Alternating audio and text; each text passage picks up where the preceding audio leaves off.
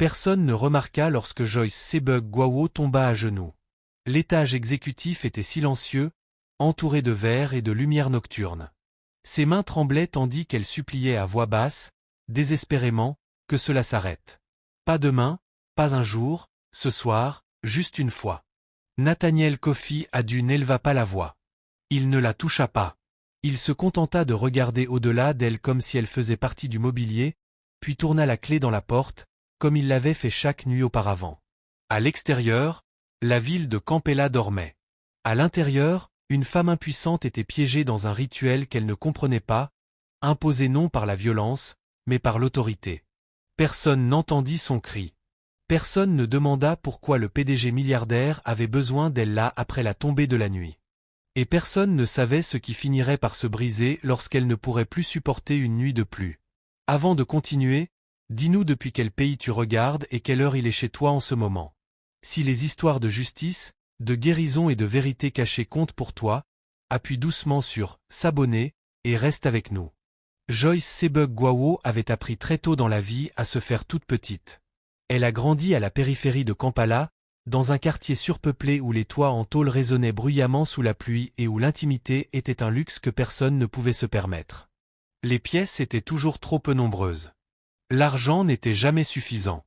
Ses premiers souvenirs n'étaient pas faits de jouets ou de livres scolaires, mais des mains fatiguées de sa mère et de la manière méticuleuse dont son père comptait les pièces le soir, murmurant les chiffres comme si parler trop fort pouvait les faire disparaître. Sa mère, Mariam Sabugwo, vendait des légumes dans un étal au bord de la route. Elle se levait avant le lever du soleil chaque jour, serrait son foulard autour de sa tête, embrassait le front de Joyce avant de partir. Joyce la regardait s'éloigner, le panier en équilibre sur la tête, les épaules déjà alourdies par le poids de la survie. Quand Mariam tomba malade, cela arriva silencieusement. Pas d'effondrement spectaculaire, pas d'avertissement, juste une toux qui ne disparaissait pas. Une faiblesse qui empirait chaque semaine, puis finalement une facture d'hôpital que la famille ne pouvait pas payer. Joyce avait 16 ans lorsque sa mère mourut. Il n'y eut pas de temps pour un long deuil. Son père, Joseph, se brisa d'une manière que Joyce n'avait jamais vue auparavant. Il ne pleura pas bruyamment, ne cria pas. Il cessa simplement de parler presque complètement. Quelques mois plus tard, un AVC le laissa partiellement paralysé. Le côté droit affaibli, la parole lente et incertaine. Du jour au lendemain, Joyce devint le pilier du foyer, même si personne ne l'appela jamais ainsi. Elle quitta l'école sans cérémonie. Ses enseignants dirent qu'ils comprenaient. Mais la compréhension ne payait pas le loyer. Elle travailla partout où elle le pouvait, laver le linge des voisins, nettoyer de petites boutiques, porter de l'eau, faire des courses. Beaucoup la payaient en retard. Certains ne la payaient pas du tout. Quelques hommes prirent son silence pour une permission et dirent des choses qui lui donnaient la chair de poule. Joyce apprit à baisser les yeux, à parler doucement, à se déplacer vite. C'était plus sûr ainsi. À 26 ans, l'épuisement vivait dans ses os. Lorsqu'elle entendit parler du poste chez Cofiadu Global Holdings, cela lui sembla irréel. Le siège de verre de l'entreprise dominait la ville, brillant même en plein jour, un symbole de richesse qu'elle n'avait jusque-là vu que de loin.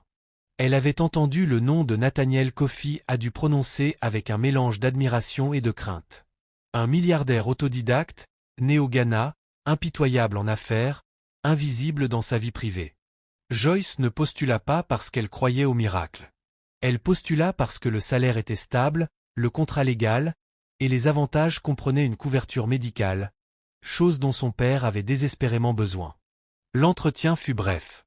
La femme qui lui parla, Madame Béatrix Noy, leva à peine les yeux de sa tablette. « Expérience en nettoyage ? » ?»« Oui, madame, » répondit Joyce. « Travail de nuit possible. » Joyce hésita une demi-seconde, puis hocha la tête. « Oui. » Ce hochement de tête allait tout changer.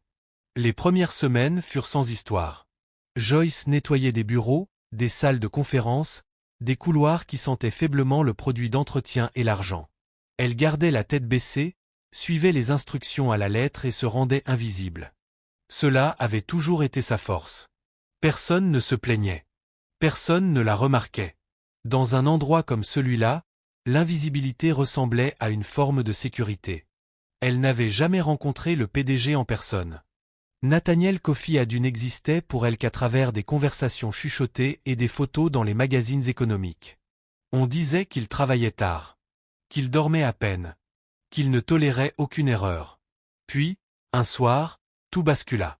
Madame Noix arrêta Joyce alors qu'elle pointait pour partir. « Vous restez ce soir » dit-elle platement.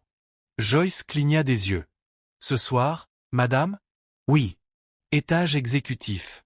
Joyce sentit une légère oppression dans sa poitrine. « Y a-t-il une raison ?» Madame Noix la regarda enfin. Son expression n'était pas cruelle, mais elle n'était pas aimable non plus. « Monsieur Adu exige qu'une personne soit présente. Ne posez pas de questions. Faites simplement votre travail. » Joyce voulut demander ce que « présente » signifiait. Elle voulut demander pourquoi ce devait être elle. Mais des années d'expérience lui avaient appris que les questions étaient dangereuses. Cette nuit-là, elle resta. Puis elle resta encore. Le schéma se forma rapidement. Joyce terminait ses tâches habituelles, puis on lui demandait de rester à l'étage exécutif après la tombée de la nuit. On ne lui demandait pas de nettoyer, ni d'apporter du café, ni de faire quoi que ce soit de précis. On lui disait simplement d'être là. Au début, elle pensa que c'était temporaire. Un projet spécial. Un problème de sécurité. Mais les jours devinrent des semaines, et les nuits ne cessèrent pas. Son corps en paya le prix. Le sommeil devint morcelé. Elle mangeait de façon irrégulière. Son père remarqua les cernes sous ses yeux. « Tu travailles trop » dit-il un matin, la voix pâteuse mais inquiète. « C'est temporaire » mentit Joyce doucement. La vérité, c'est qu'elle avait trop besoin de ce travail pour le remettre en question. Les médicaments de son père à eux seuls engloutissaient la majeure partie de son salaire. Sans cela, elle ne savait pas ce qu'il ferait. Pourtant, quelque chose dans ces nuits la troublait profondément. L'étage exécutif semblait différent après la tombée de la nuit. Les lumières plus faibles. Le silence plus lourd. Joyce avait l'impression d'être observée même lorsqu'elle était seule. Et puis il y avait Nathaniel Coffey Adu lui-même, apparaissant sans prévenir, se déplaçant avec une autorité silencieuse. Il n'élevait jamais la voix. Ne la touchait jamais. Ne la menaçait jamais ouvertement. D'une certaine manière, cela rendait les choses pires. Il lui disait simplement de rester. De s'asseoir. De demeurer là. Joyce ne comprenait pas encore pourquoi, mais elle savait avec une certitude grandissante que quoi que ce fût, ce n'était ni normal, ni inoffensif. Chaque nuit passée dans ce vaste bureau silencieux, Joyce sentait quelque chose en elle s'éroder. Pas sa force. Pas sa dignité. Son sentiment de sécurité. Elle se disait de tenir encore un peu. Juste jusqu'à ce que son père aille mieux. Juste jusqu'à ce qu'elle trouve autre chose. Elle ne savait pas encore que l'endurance poussée trop loin devient une forme de violence, et que les nuits ne faisaient que commencer. Nathaniel Coffey Adu n'était pas un homme dont on parlait à la légère. Dans les salles de conseil à travers l'Afrique et au-delà, son nom avait du poids, prononcé avec précaution, souvent suivi de silence. On le connaissait comme un stratège. Un bâtisseur. Un homme capable de démanteler des entreprises en faillite et de les reconstruire en puissance mondiale. Les journaux le qualifiaient de discipliné. Ses rivaux le disaient dangereux. Ses employés le trouvaient distant mais jamais en face. Très peu de gens le qualifiaient d'humain.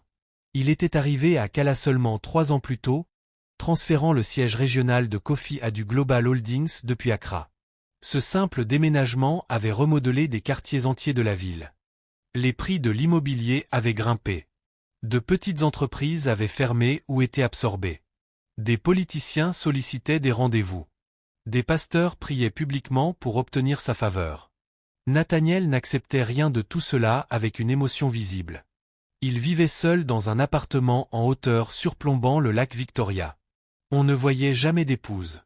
Aucun enfant n'était photographié. Aucun scandale personnel ne fuyait. Pour un homme de son rang, sa vie privée était une porte verrouillée. Au sein de l'entreprise, il gardait ses distances. Il n'assistait pas aux fêtes du personnel. Il ne s'attardait pas dans les couloirs. Les réunions commençaient à l'heure et se terminaient net. Ceux qui travaillaient directement sous ses ordres apprenaient vite que la compétence était exigée. Les excuses ne l'étaient pas. Pourtant, certaines choses étaient remarquées. Nathaniel quittait presque jamais le bâtiment avant l'aube. Les registres de sécurité montraient qu'il arrivait en fin d'après-midi et restait toute la nuit. Les lumières de l'étage exécutif brûlaient bien après que le reste du bâtiment soit plongé dans l'obscurité. Les agents de sécurité étaient souvent remplacés. Les assistants restaient rarement plus de quelques mois. Personne ne disait jamais pourquoi. Les gens spéculaient à voix basse. Insomnie, suggéraient certains. Habitude de travail obsessionnelle. D'autres murmuraient des théories plus sombres. Affaires illégales, réunions secrètes, vices cachés. Mais ces suppositions restaient hors des espaces officiels. Dans une entreprise comme celle-là, la curiosité était un danger. Joyce Sebug-Gwawo ne connaissait tout cela que par fragments, des bribes entendues dans les salles de pause ou murmurées dans les ascenseurs. Elle ne recherchait pas les ragots. Les ragots n'aidaient pas des gens comme elle. Pourtant, elle sentait la tension chaque fois que son nom était prononcé. La première fois que Joyce vit Nathaniel Coffey à de près, ce ne fut pas lors d'une confrontation dramatique. Ce fut un bref moment troublant dans un couloir. Elle lavait le sol en marbre lorsqu'il sortit de son bureau sans prévenir. Grand, posé, vêtu d'un costume sombre qui semblait hors du temps. Il ne regarda pas son visage. Son regard passa sur elle comme si elle faisait partie du bâtiment. « Restez ce soir », dit-il d'une voix calme, presque détachée. Joyce se figea. « Monsieur, Madame Noix vous expliquera », répondit-il déjà en s'éloignant. C'était tout. Pas de menace. Pas d'explication. Juste une attente. Madame Béatrix Noix n'expliqua pas grand-chose. « C'est temporaire », dit-elle, les bras croisés. « Le PDG exige de la continuité. » « Continuité de quoi ?» demanda Joyce doucement. Les lèvres de Madame Noix se crispèrent. « Vous êtes payé pour travailler, pas pour comprendre. » Le message était clair. À partir de cette nuit-là, l'emploi du temps de Joyce changea sans avis officiel. Elle fut affectée plus souvent à l'étage exécutif. Toujours le soir. Toujours seule. Elle remarqua qu'elle n'était pas la première. Avant elle, il y avait eu d'autres personnes. Des visages qu'elle se souvenait vaguement. Une jeune femme d'Anteb qui cessa de venir après 2 semaines. Un homme transféré soudainement dans un autre service. Une femme de ménage qui démissionna sans explication.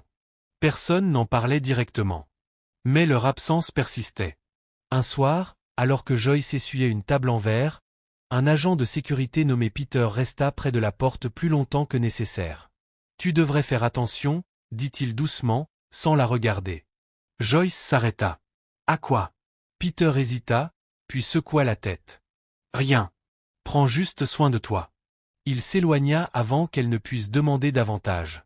Cette nuit-là, Nathaniel apparut plus tard que d'habitude.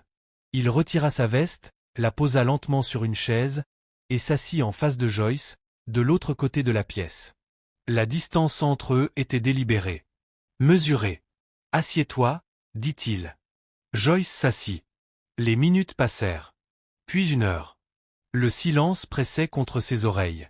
Elle entendait sa propre respiration, le léger bourdonnement de l'électricité dans les murs, les bruits lointains de la circulation bien en dessous. Elle attendait des instructions qui ne venaient jamais. À un moment, elle bougea légèrement sur sa chaise. Le regard de Nathaniel se leva instantanément. « Ne bouge pas », dit-il, sans dureté, mais fermement. Le cœur de Joyce battait à tout rompre. « Monsieur, ai-je besoin de faire quelque chose ?»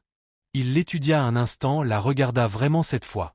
Ses yeux étaient sombres, alertes, scrutateurs, puis son regard se détourna de nouveau. « Reste simplement là », répondit-il. C'était tout.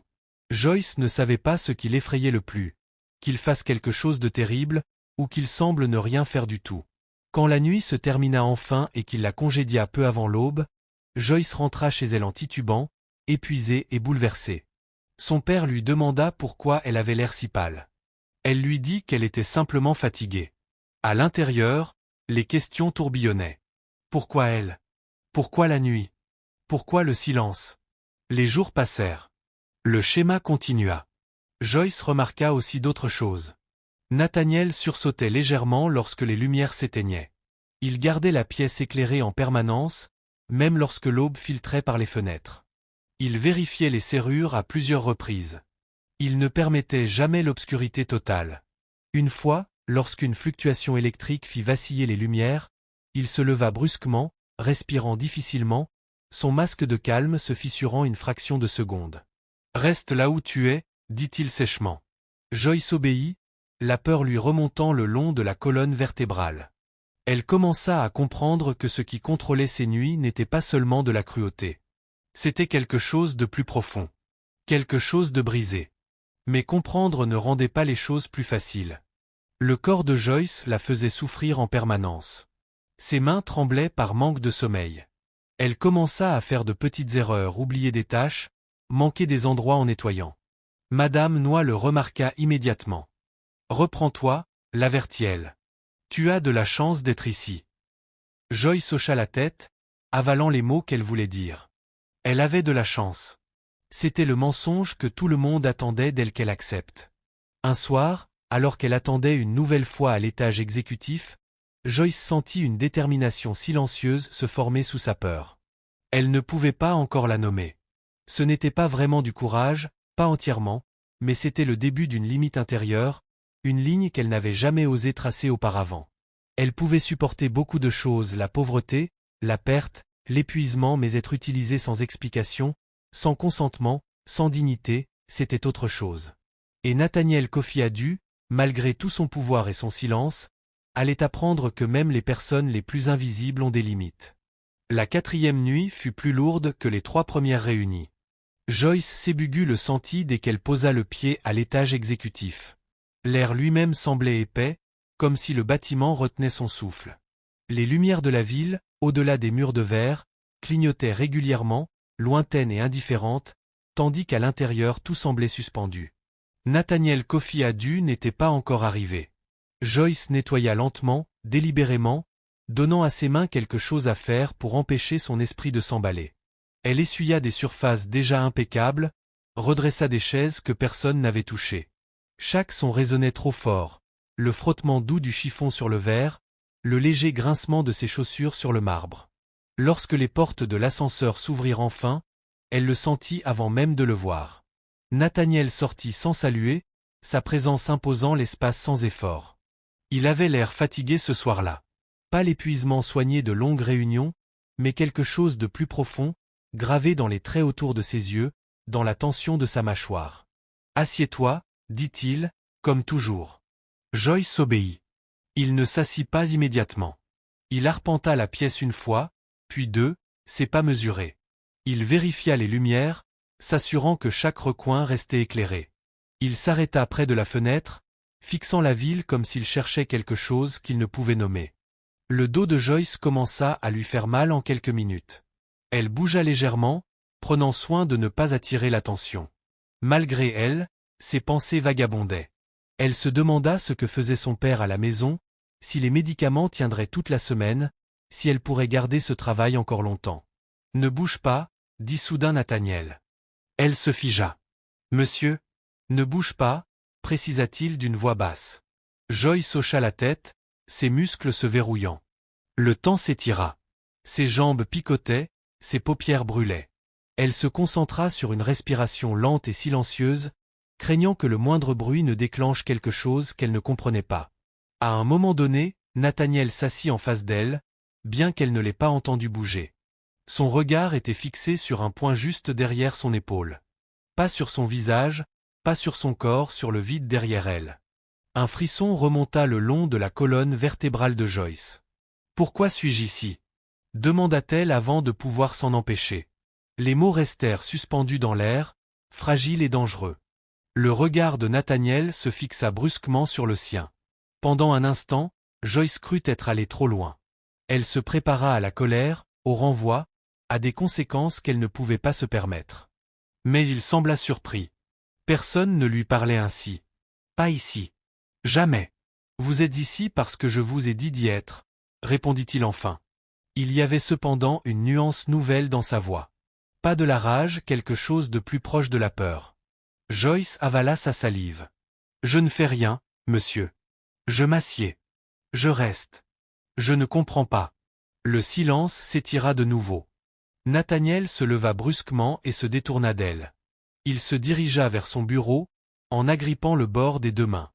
Joyce remarqua alors que ses doigts tremblaient. « J'ai besoin que quelqu'un soit ici, dit-il plus à la pièce qu'à elle. C'est tout. Pourquoi? Murmura Joyce. Il laissa échapper un rire bref, sans humour. Vous posez des questions que vous ne pouvez pas vous permettre de poser. Joyce sentit une colère familière monter en elle, calme, contrôlée, aiguisée par des années d'injustice avalée. Je ne dors plus, dit-elle avant de pouvoir se raviser. Je ne mange plus correctement. Je suis fatiguée tout le temps. Il se tourna lentement vers elle. Et pourtant, vous êtes toujours là. La vérité de cette phrase la blessa plus profondément qu'elle ne l'aurait cru. Oui, répondit Joyce, la voix tremblante malgré ses efforts. Parce que j'ai besoin de ce travail. Parce que mon père est malade. Parce que des gens comme moi n'ont pas le droit de dire non. Nathaniel la fixa, quelque chose d'illisible traversant son visage. Pendant une fraction de seconde, la distance soigneusement construite se fissura. Vous croyez que c'est facile pour moi? Demanda-t-il doucement. Joyce hésita. Je ne sais pas ce que c'est pour vous, monsieur. Je sais seulement ce que cela me fait à moi. Les lumières vacillèrent. C'était subtil, à peine perceptible, mais Nathaniel réagit instantanément. Il se raidit, le souffle coupé. Ses yeux allèrent au plafond, puis à la porte, puis aux fenêtres. Restez là où vous êtes, ordonna-t-il sèchement. Le cœur de Joyce s'emballa. La lumière se stabilisa de nouveau, inondant la pièce d'une clarté artificielle. Nathaniel expira lentement, passant une main sur son visage. « Je ne vous ferai pas de mal, dit-il soudain, comme s'il répondait à une pensée qu'elle n'avait pas exprimée. Je ne vous ai jamais fait de mal. » Joyce croisa son regard. « Je sais. » Cet aveu les surprit tous les deux. La nuit se termina comme toujours, par un renvoi juste avant l'aube. Mais Joyce quitta le bâtiment avec un poids sur la poitrine plus lourd que la fatigue. À la maison, son père l'observa attentivement pendant qu'elle préparait le petit déjeuner. « Tu es plus silencieuse que d'habitude, » remarqua-t-il. « Ça va ?» mentit Joyce automatiquement. Il posa sa main valide sur la sienne. « Si quelque chose ne va pas, tu dois me le dire. » Joyce força un sourire. « Je le ferai. » Mais elle savait qu'elle ne le ferait pas. Pas encore. Les nuits suivantes ne s'améliorèrent pas.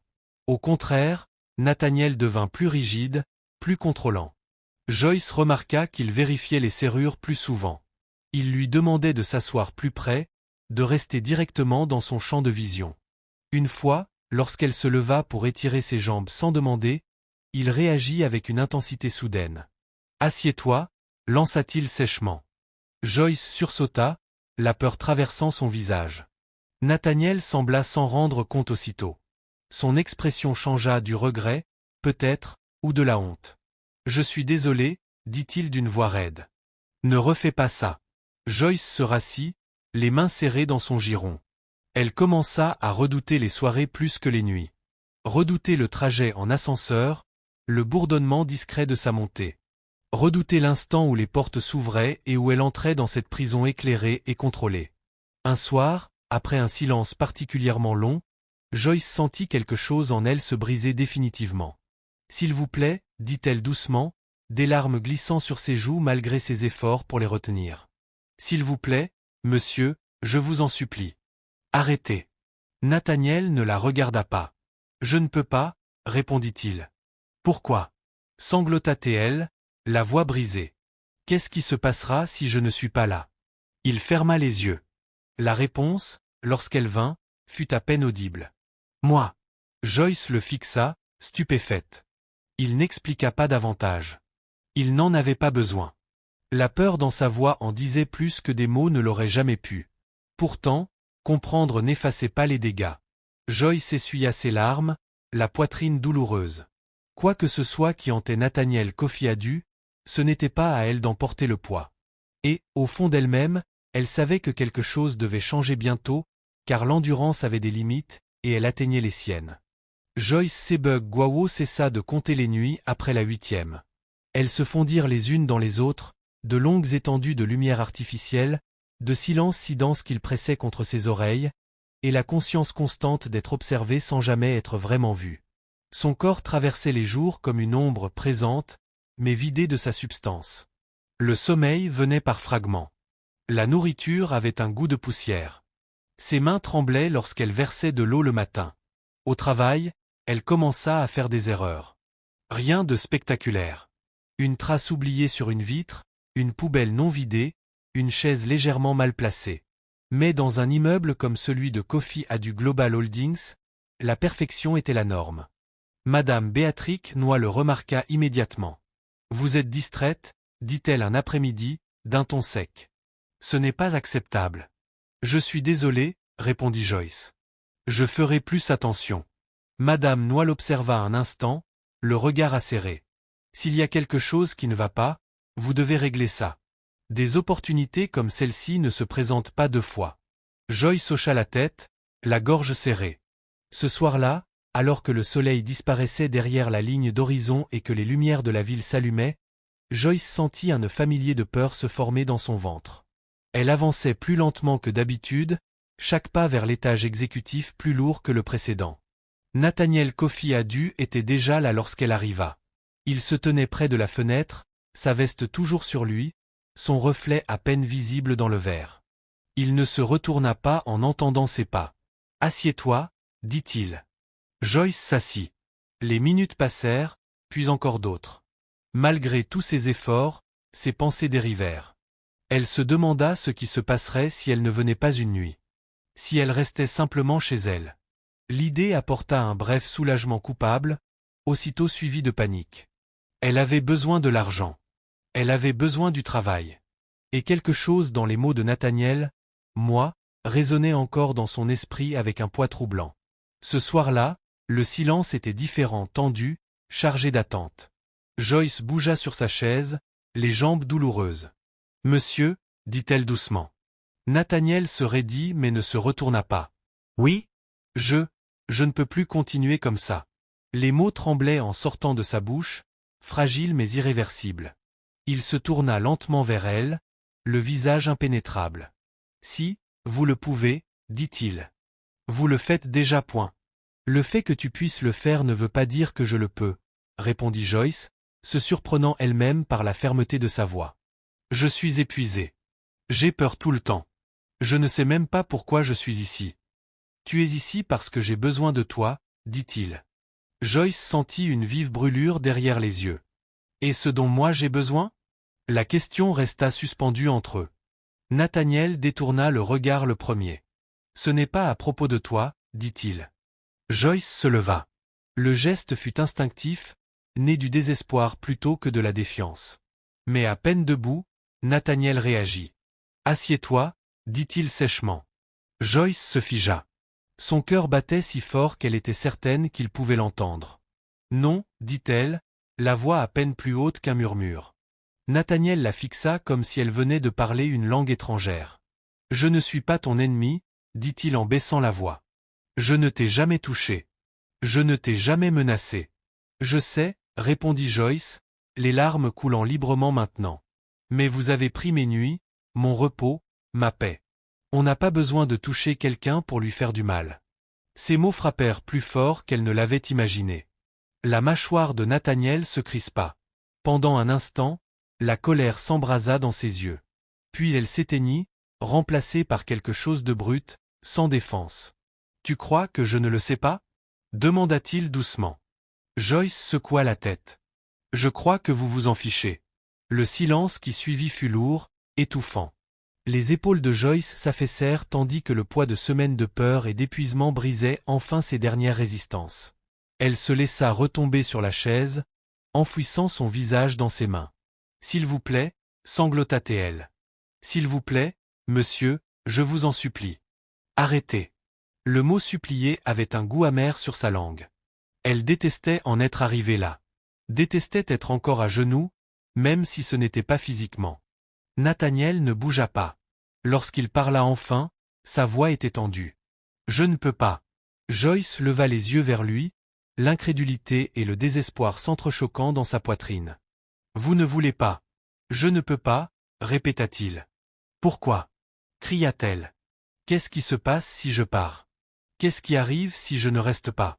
Nathaniel ferma les yeux, les poings serrés le long du corps. « Je perds le contrôle, » dit-il.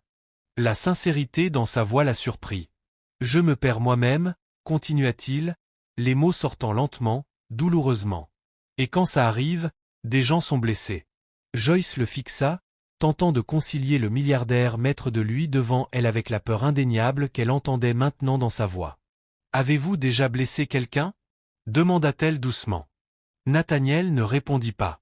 Ce silence était une réponse suffisante. La poitrine de Joyce se serra. Un mélange étrange de peur et de pitié l'envahit. Elle sentait la profondeur de ce qui le hantait, mais cette compréhension n'effaçait en rien sa propre souffrance. « Je ne suis pas formée pour ça, » dit-elle calmement. « Je ne suis pas médecin. Je ne suis pas agent de sécurité. Je suis juste une femme de ménage. » Nathaniel ouvrit les yeux et la regarda pleinement cette fois. « Vraiment. Je sais, » dit-il. Cet aveu était presque pire qu'un déni. Joyce essuya son visage du revers de la main, se ressaisissant. « Alors vous avez besoin d'aide, » dit-elle. « De vraie aide. Pas de moi. » Nathaniel se détourna et se remit à arpenter la pièce.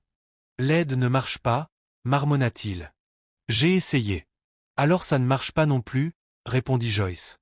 Les lumières vacillèrent à nouveau, juste une seconde. Nathaniel s'immobilisa, le souffle coupé. Il jeta un regard vers Joyce, la panique traversant son visage avant qu'il ne la masque. « Assieds-toi, » dit-il rapidement. « S'il te plaît. » Ce mot la surprit plus que tous ses ordres précédents. Elle hésita, puis se rassit lentement. Le reste de la nuit se déroula dans un silence tendu. Nathaniel resta rigide, son attention partagée entre Joyce et les lumières au plafond. Joyce demeura immobile, sa détermination d'avant bouillonnant sous la surface. Lorsque l'aube se glissa à travers les fenêtres, quelque chose en elle avait changé définitivement.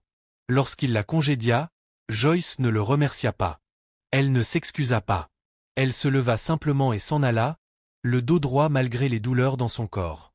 À la maison, son père l'observa attentivement tandis qu'elle préparait ses médicaments. « Joyce, » dit-il doucement. « On dirait que tu portes quelque chose de très lourd. » Elle s'arrêta, les mains tremblantes. « Oui, » admit-elle.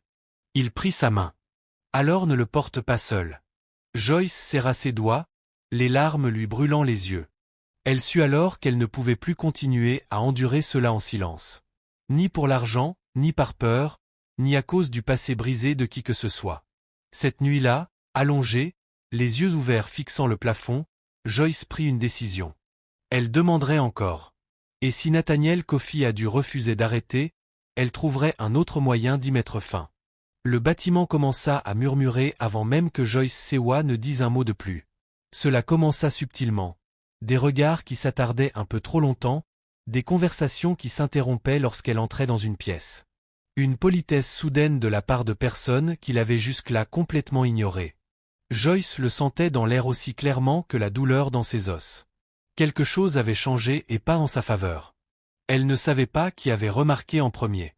Peut-être les agents de sécurité, voyant son nom apparaître sans cesse sur les plannings de nuit.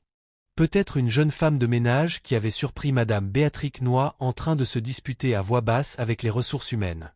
Ou peut-être était-ce simplement la manière dont la peur circule vite dans les lieux bâtis sur le pouvoir.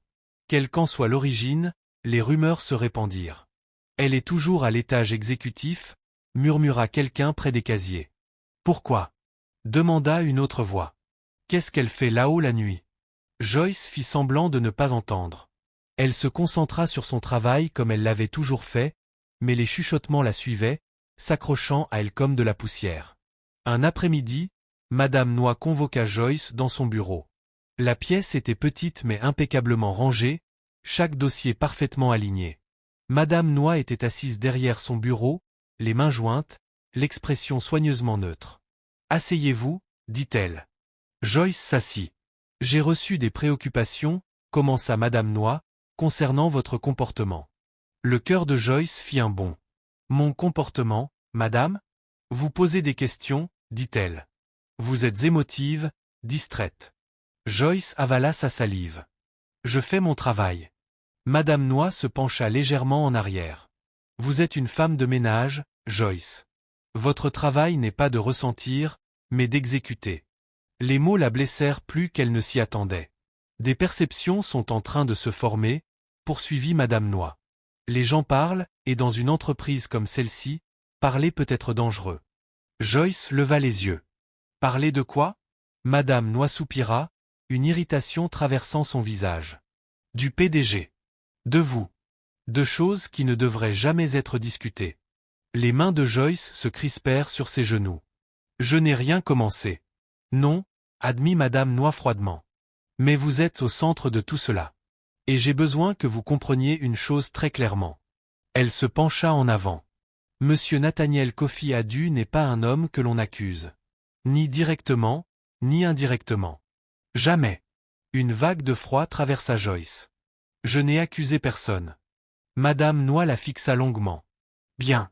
Parce que si cela devient un problème, si cela devient officiel, c'est vous qui perdrez. La gorge de Joyce se noua. Est-ce une menace? Un conseil, répondit Madame Noix.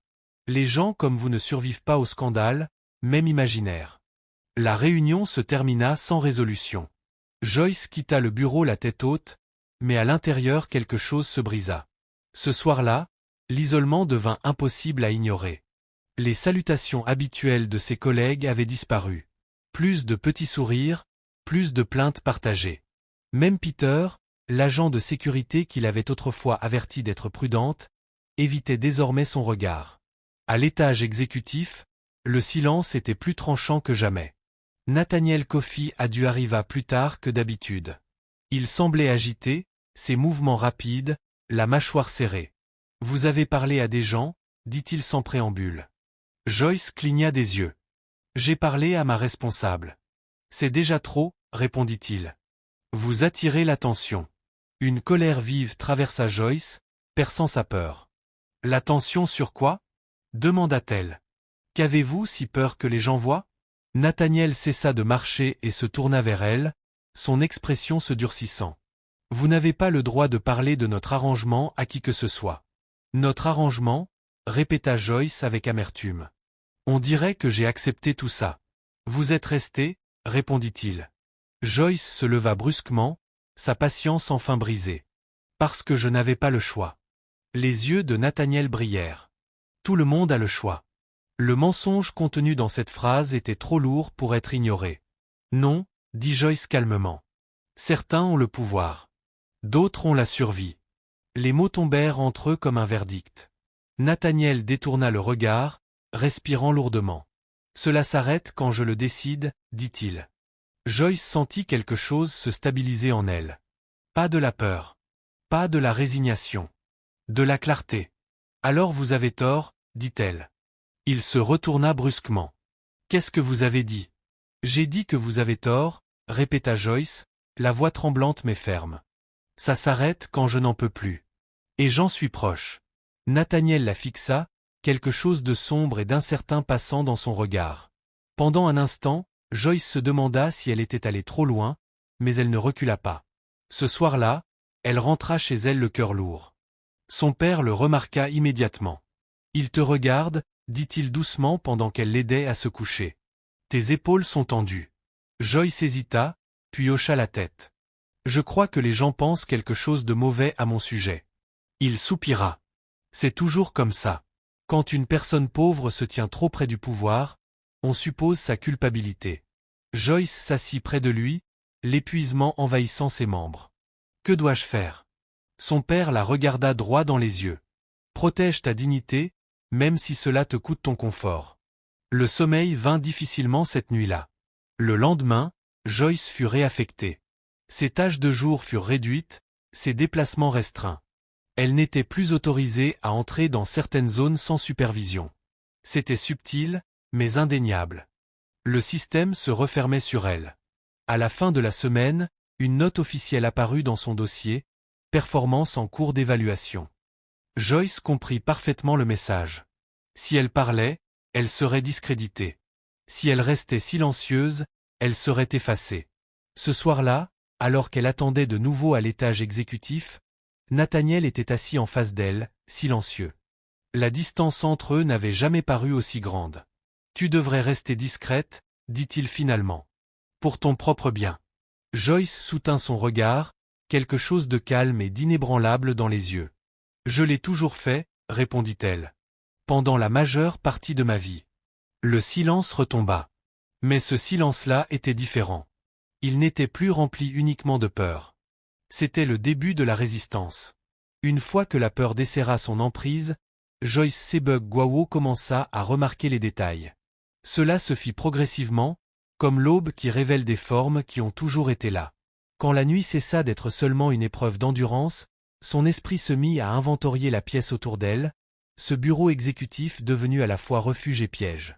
Elle remarqua ce qui ne changeait jamais, ce qui ne bougeait jamais, nuit après nuit. Les photographies sur le mur du fond furent les premières. Elles étaient disposées avec soin, parfaitement espacées, encadrées de bois sombre. De loin, elles ressemblaient à de simples décorations d'entreprise. Horizon urbain, art abstrait, paysage au ton neutre.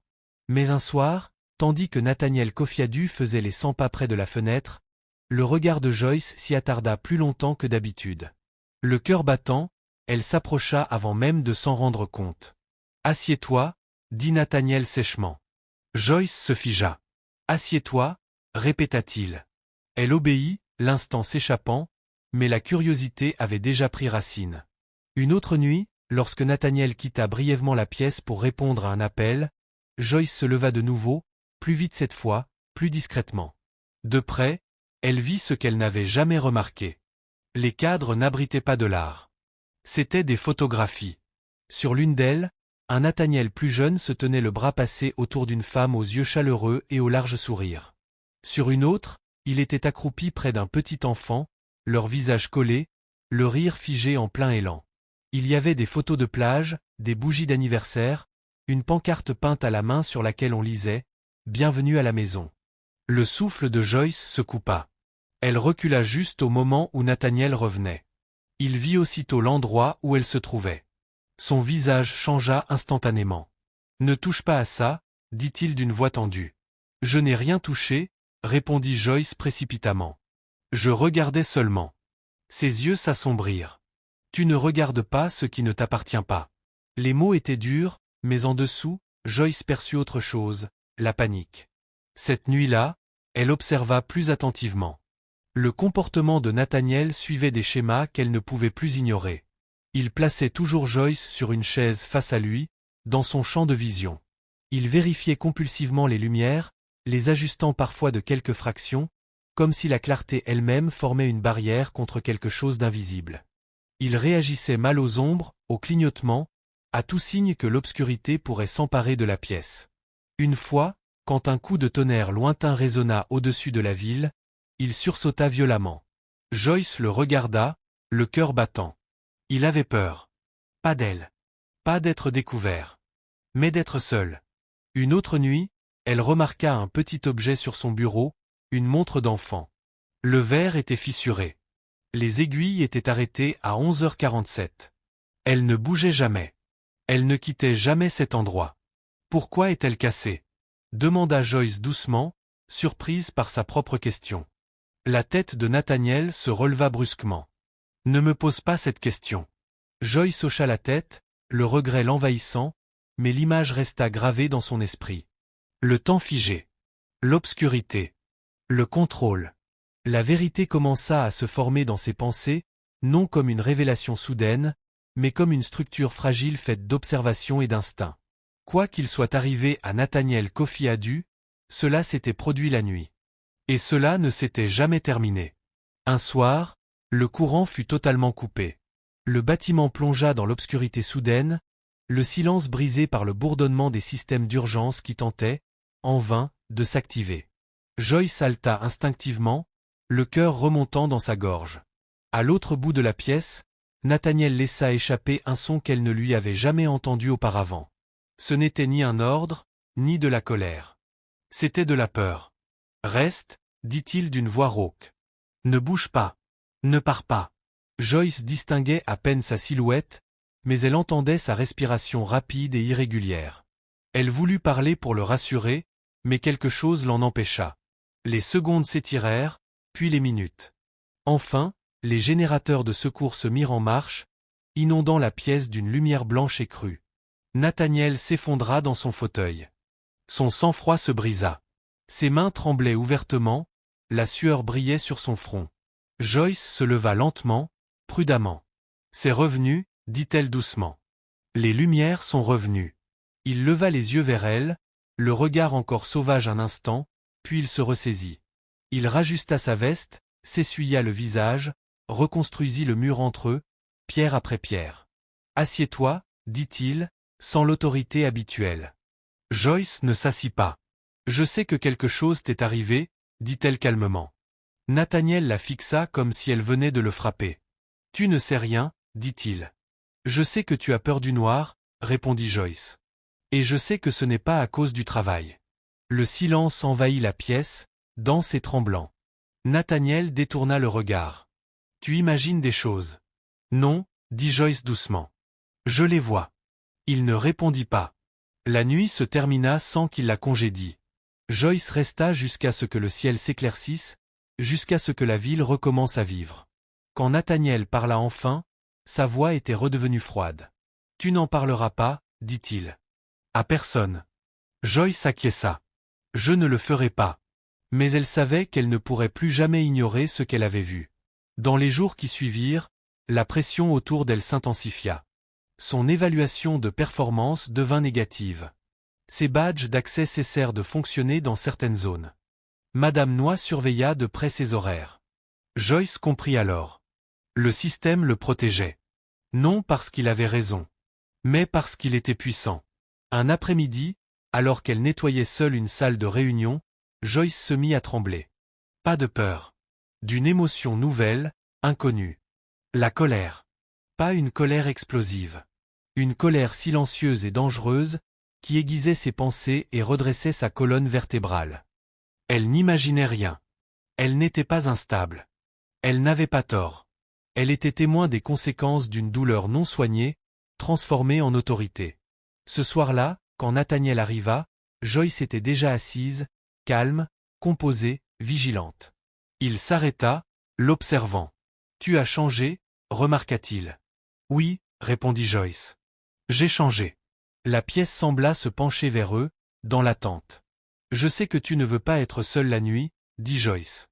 Mais forcer quelqu'un d'autre à rester ne résout pas ça. » La mâchoire de Nathaniel se crispa. « Tu n'as pas le droit de me psychanalyser. »« Je ne le fais pas, répondit Joyce.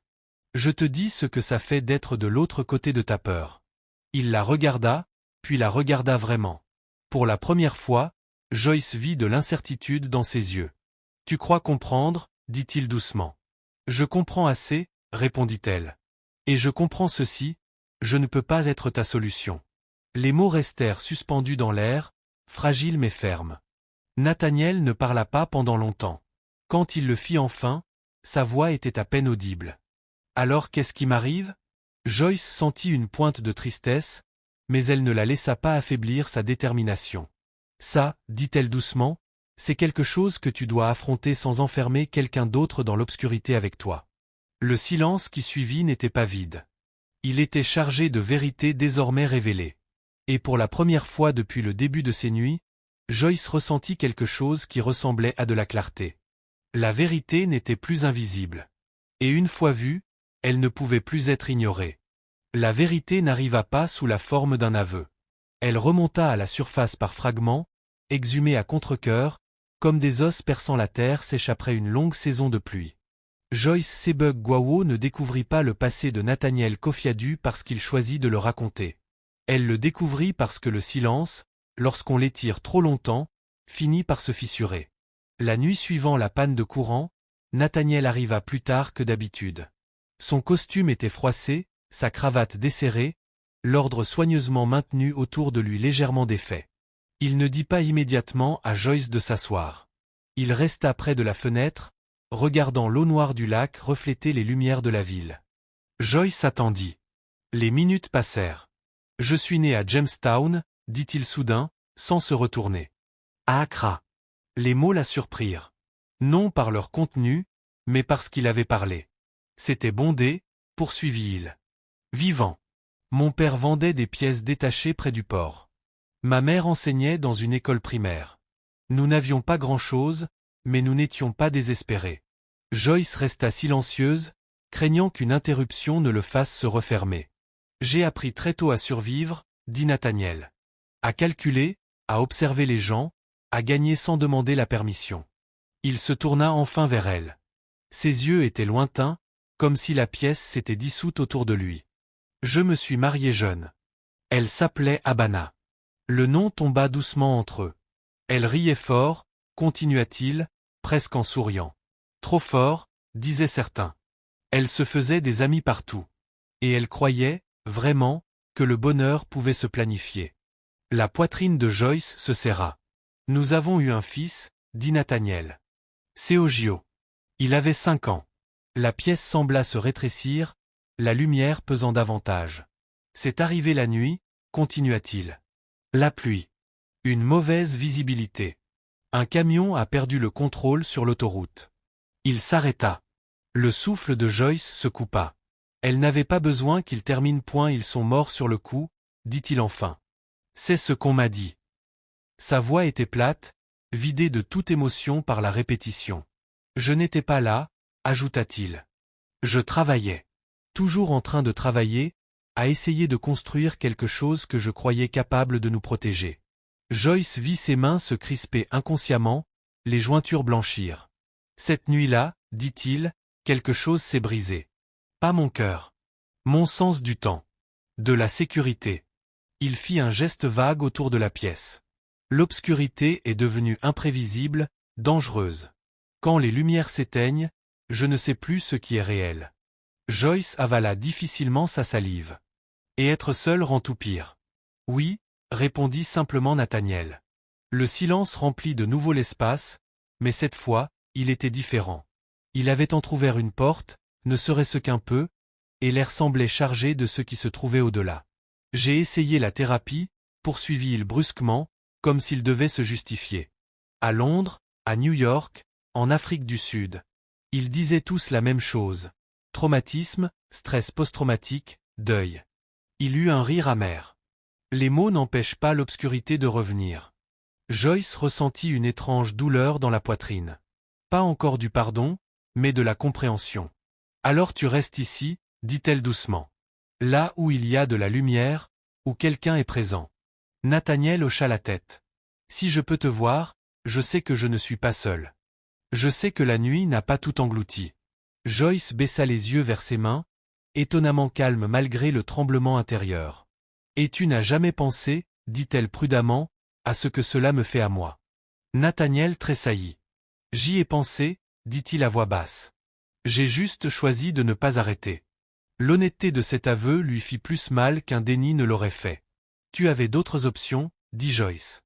La sécurité. Des professionnels. Des soins médicaux. Ils partent, répondit-il. Ils partent toujours. Toi, tu n'es pas parti. Joyce sentit le poids de ces mots s'abattre sur ses épaules. Son endurance, autrefois une compétence de survie, était devenue un piège. Ça ne rend pas les choses justes, dit-elle. Nathaniel ne répondit pas tout de suite. Aucun d'eux ne parla. La ville bourdonnait doucement au dehors, inconsciente du règlement de compte silencieux qui se jouait derrière les murs de verre. Je n'avais pas prévu que ça devienne ça, dit-il finalement.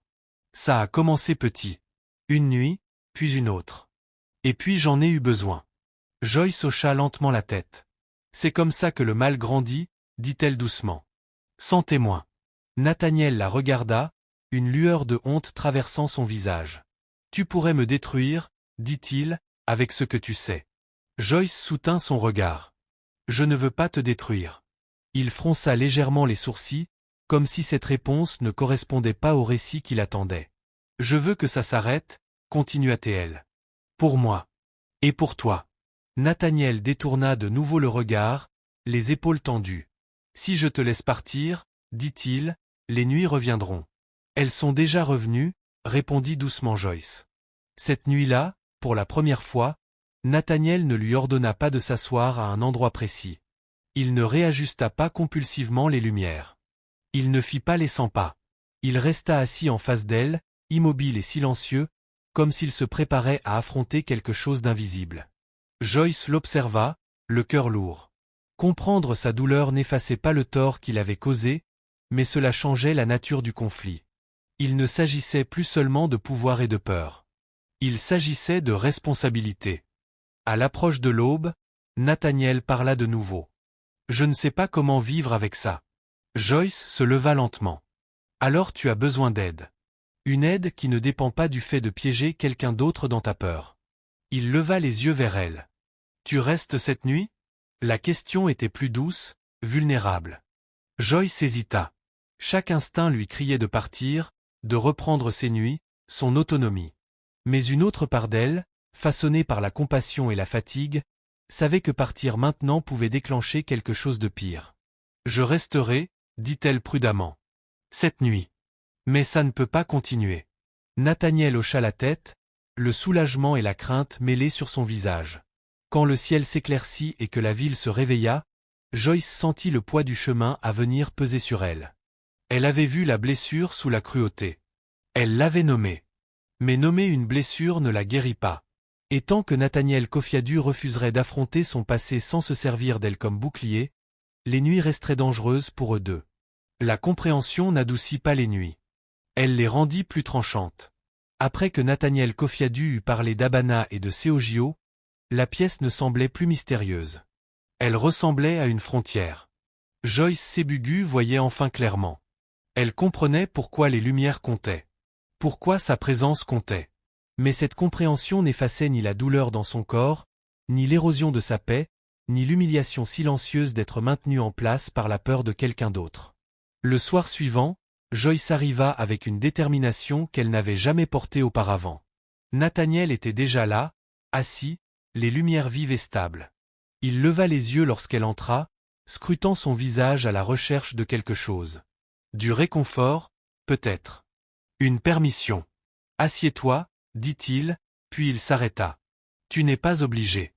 Pas tout de suite. Joyce ne s'assit pas immédiatement. Elle posa son sac avec soin et resta debout, soutenant son regard.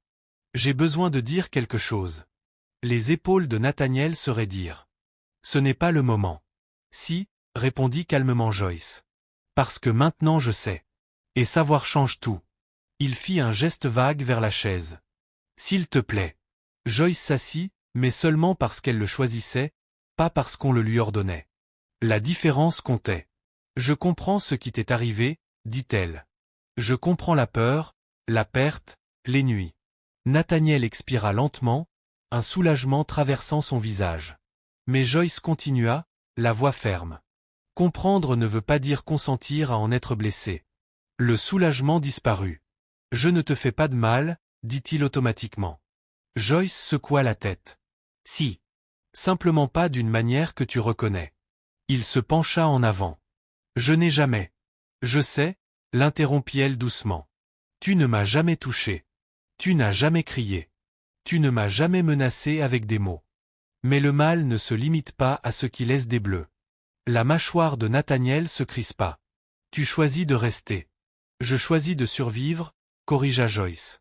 Ce n'est pas la même chose. Le silence retomba entre eux. Joyce inspira profondément. Chaque nuit où je suis ici, je perds quelque chose.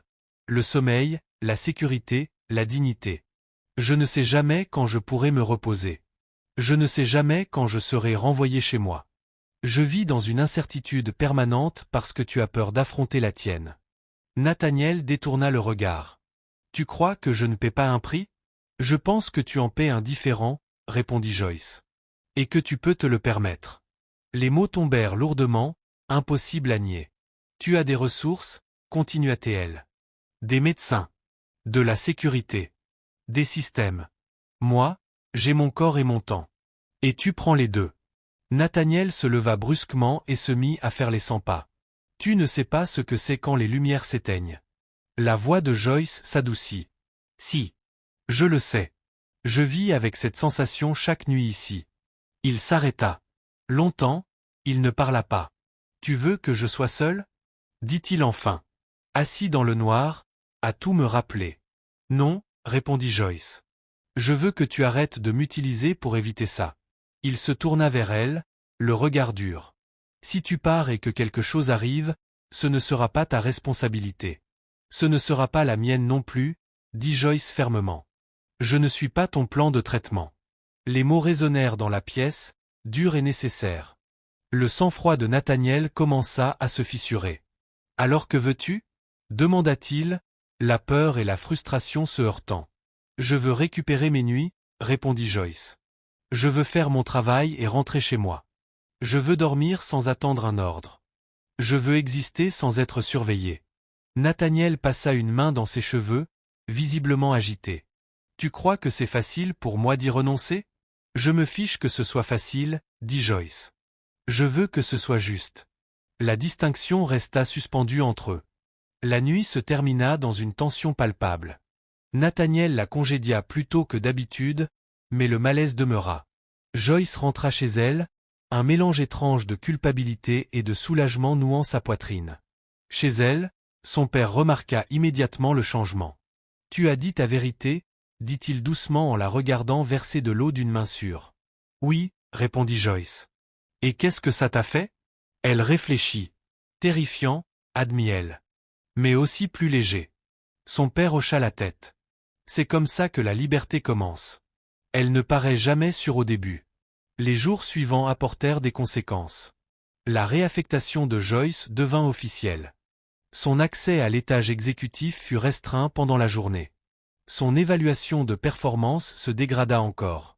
Madame Beatatrix Noix la convoqua de nouveau, cette fois avec une impatience à peine voilée. « Vous devenez un problème, » dit Madame Noix froidement. « On vous faisait confiance.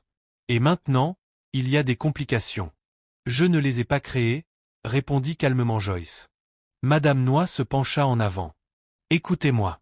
Les hommes puissants n'aiment pas être forcés à se confronter à eux-mêmes, et ils n'oublient pas ceux qui les mettent mal à l'aise. » Joyce soutint son regard. Pas plus que ceux qu'ils blessent. Ce soir-là, Nathaniel fut plus silencieux que d'habitude. Il ne fit pas les 100 pas. Il ne réajusta pas les lumières.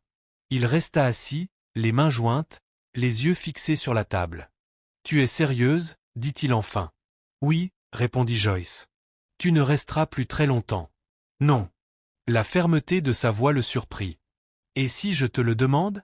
insista-t-il. Joyce secoua la tête. « Alors je dirai non. » Il la regarda comme s'il la voyait pour la première fois. Pas comme une présence, pas comme une solution, mais comme une personne au contour qu'il ne pouvait plus estomper. « Tu aurais pu te taire, » dit-il. « Ça aurait été plus facile pour toi, » répondit Joyce. « Pas pour moi. » La pièce sembla soudain plus froide malgré les lumières. « Je ne sais pas ce qui va se passer maintenant, » admit Nathaniel. « C'est honnête, » dit Joyce. « Et c'est le premier pas. » Il laissa échapper un rire amer. « Tu parles comme une thérapeute. »« Je parle comme quelqu'un qui en a fini avec le silence, » répondit Joyce. Cette nuit-là, Joyce partit à minuit. Aucun ordre ne l'en empêcha. Aucun commandement ne la retint. Nathaniel la regarda s'éloigner, le visage indéchiffrable. À l'extérieur de la ville, l'air semblait différent, plus léger, plus libre. Joyce rentra chez elle sous les lampadaires, le pas tranquille. Pour la première fois depuis des semaines, elle savait que le combat n'était pas terminé. Parler avait déplacé l'équilibre, mais les systèmes ne changent pas du jour au lendemain. Le pouvoir se rend rarement sans résistance. Pourtant, elle ressentait quelque chose de stable sous ses côtes. Elle avait tracé une ligne. Comprendre ne l'avait pas rendue plus petite. Cela l'avait rendue plus claire. Joyce Sebug-Gwawo s'effondra un mardi soir. Cela arriva sans avertissement, sans drame, sans public. Un instant, elle se tenait près du lavabo dans les toilettes exécutives, rinçant un chiffon dont elle n'avait plus besoin. L'instant d'après, le monde se resserra en un silence aigu et bourdonnant. Ses genoux cédèrent.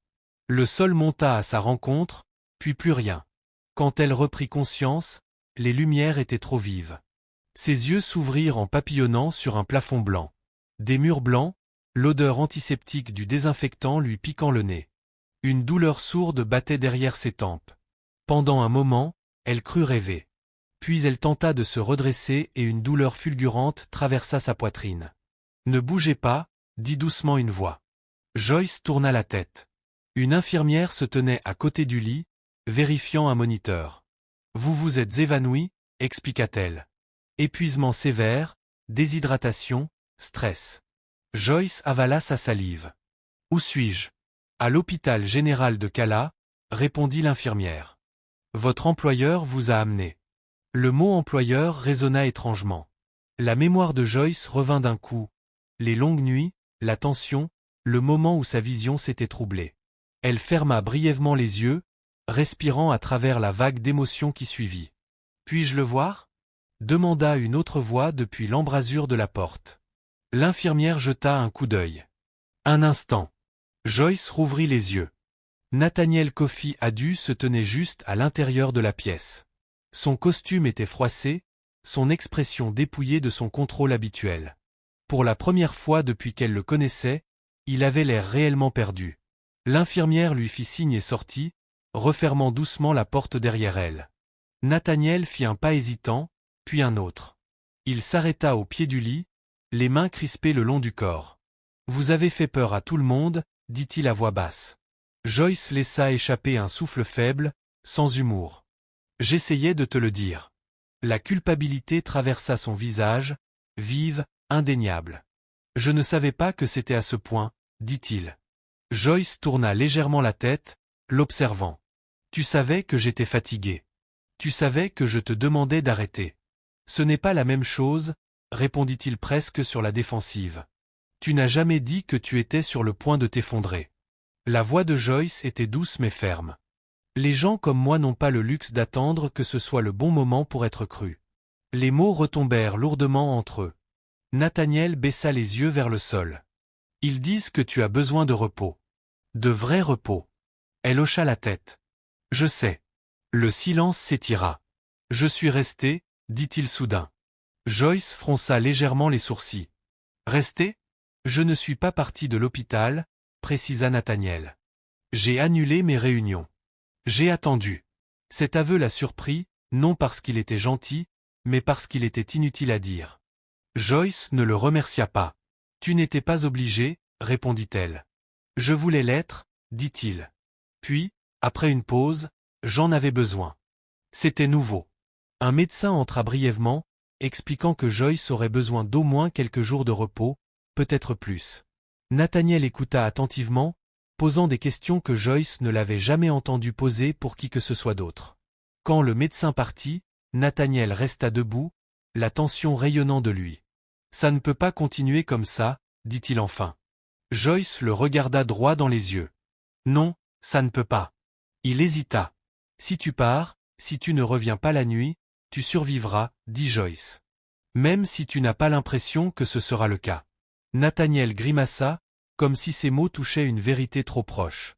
Plus tard dans la nuit, après que Joyce eut été transférée dans une salle calme, elle se réveilla avec une sensation familière, l'obscurité pressant au bord de la pièce. Les lumières étaient tamisées. Les ombres s'étiraient le long des murs. Son cœur s'emballa instinctivement. Puis elle réalisa quelque chose. Elle était seule et elle était en sécurité. Cette pensée se posa dans sa poitrine avec un calme surprenant. Dans une autre partie de la ville, Nathaniel était assis seul dans son appartement pour la première fois depuis des semaines. Toutes les lumières étaient allumées. Chaque lumière. Le silence était assourdissant. Il arpenta le salon, puis le couloir, puis recommença. Son téléphone reposait intact sur la table. Il résista à l'envie d'appeler, d'ordonner, de rétablir l'ancien schéma. Des images envahirent son esprit. Le rire de Bana, la petite main de Seogio dans la sienne, le bruit de la pluie sur le métal juste avant l'accident. Sa respiration s'accéléra, sa vision se brouilla. Il s'affaissa sur le canapé, pressant ses paumes contre ses yeux. C'était ce qu'il avait évité, et maintenant il n'y avait plus personne pour l'absorber à sa place. À l'hôpital, Joyce dormit profondément pour la première fois depuis des semaines. Le lendemain matin, Madame Béatrix Noy arriva sans prévenir. Joyce la regarda s'approcher du lit, son expression soigneusement composée. « J'ai appris ce qui s'est passé, » dit Madame Noy. « C'est regrettable. » Joyce haussa un sourcil. « Regrettable » Madame Noy soupira. « Il y a des questions maintenant. Le conseil a été informé. Ce genre d'incident ne reste pas discret. » Joyce sentit une nervosité lui serrer la poitrine. « Quel genre de questions ? Sur votre charge de travail, votre emploi du temps, votre santé, » répondit Madame Noy. « Et sur les raisons d'une telle pression. » Joyce soutint son regard. « Et qu'avez-vous répondu ? » « J'ai dit que je n'avais pas connaissance de toute l'ampleur, » admit Madame Noy. Joyce hocha lentement la tête. « C'est honnête. » Madame Noy avait l'air mal à l'aise. « Vous devriez vous reposer, dit-elle sèchement. Nous discuterons de votre poste quand vous sortirez. Après son départ, Joyce fixa le plafond, l'esprit en ébullition.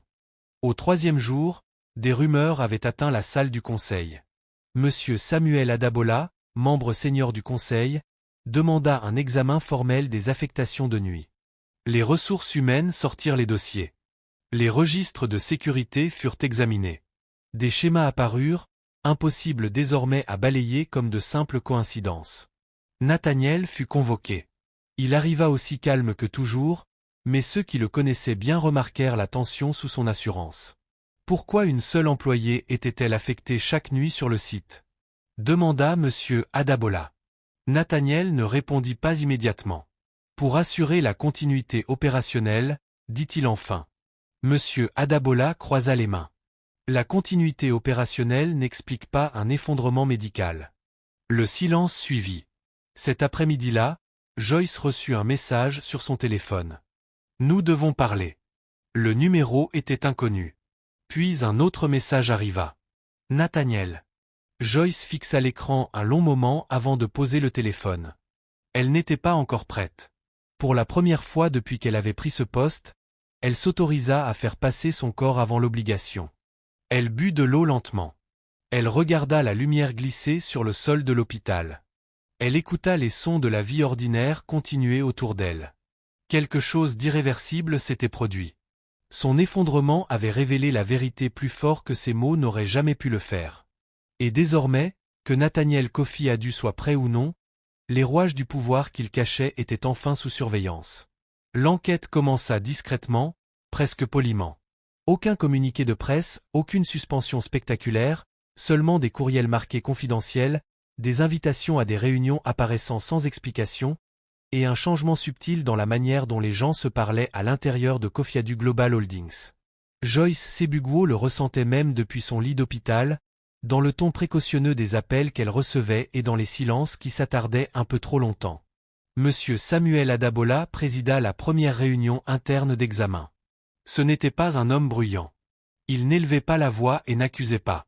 Il posait des questions lentement, méthodiquement, comme s'il posait des briques une à une, construisant une structure que personne ne pourrait nier une fois achevée. Combien de nuits consécutives Madame Sebug-Gwawo a-t-elle été programmée à l'étage exécutif? Demanda-t-il aux ressources humaines. La directrice des RH s'éclaircit la gorge. 17, répondit-elle. Sans rotation formelle ni autorisation distincte.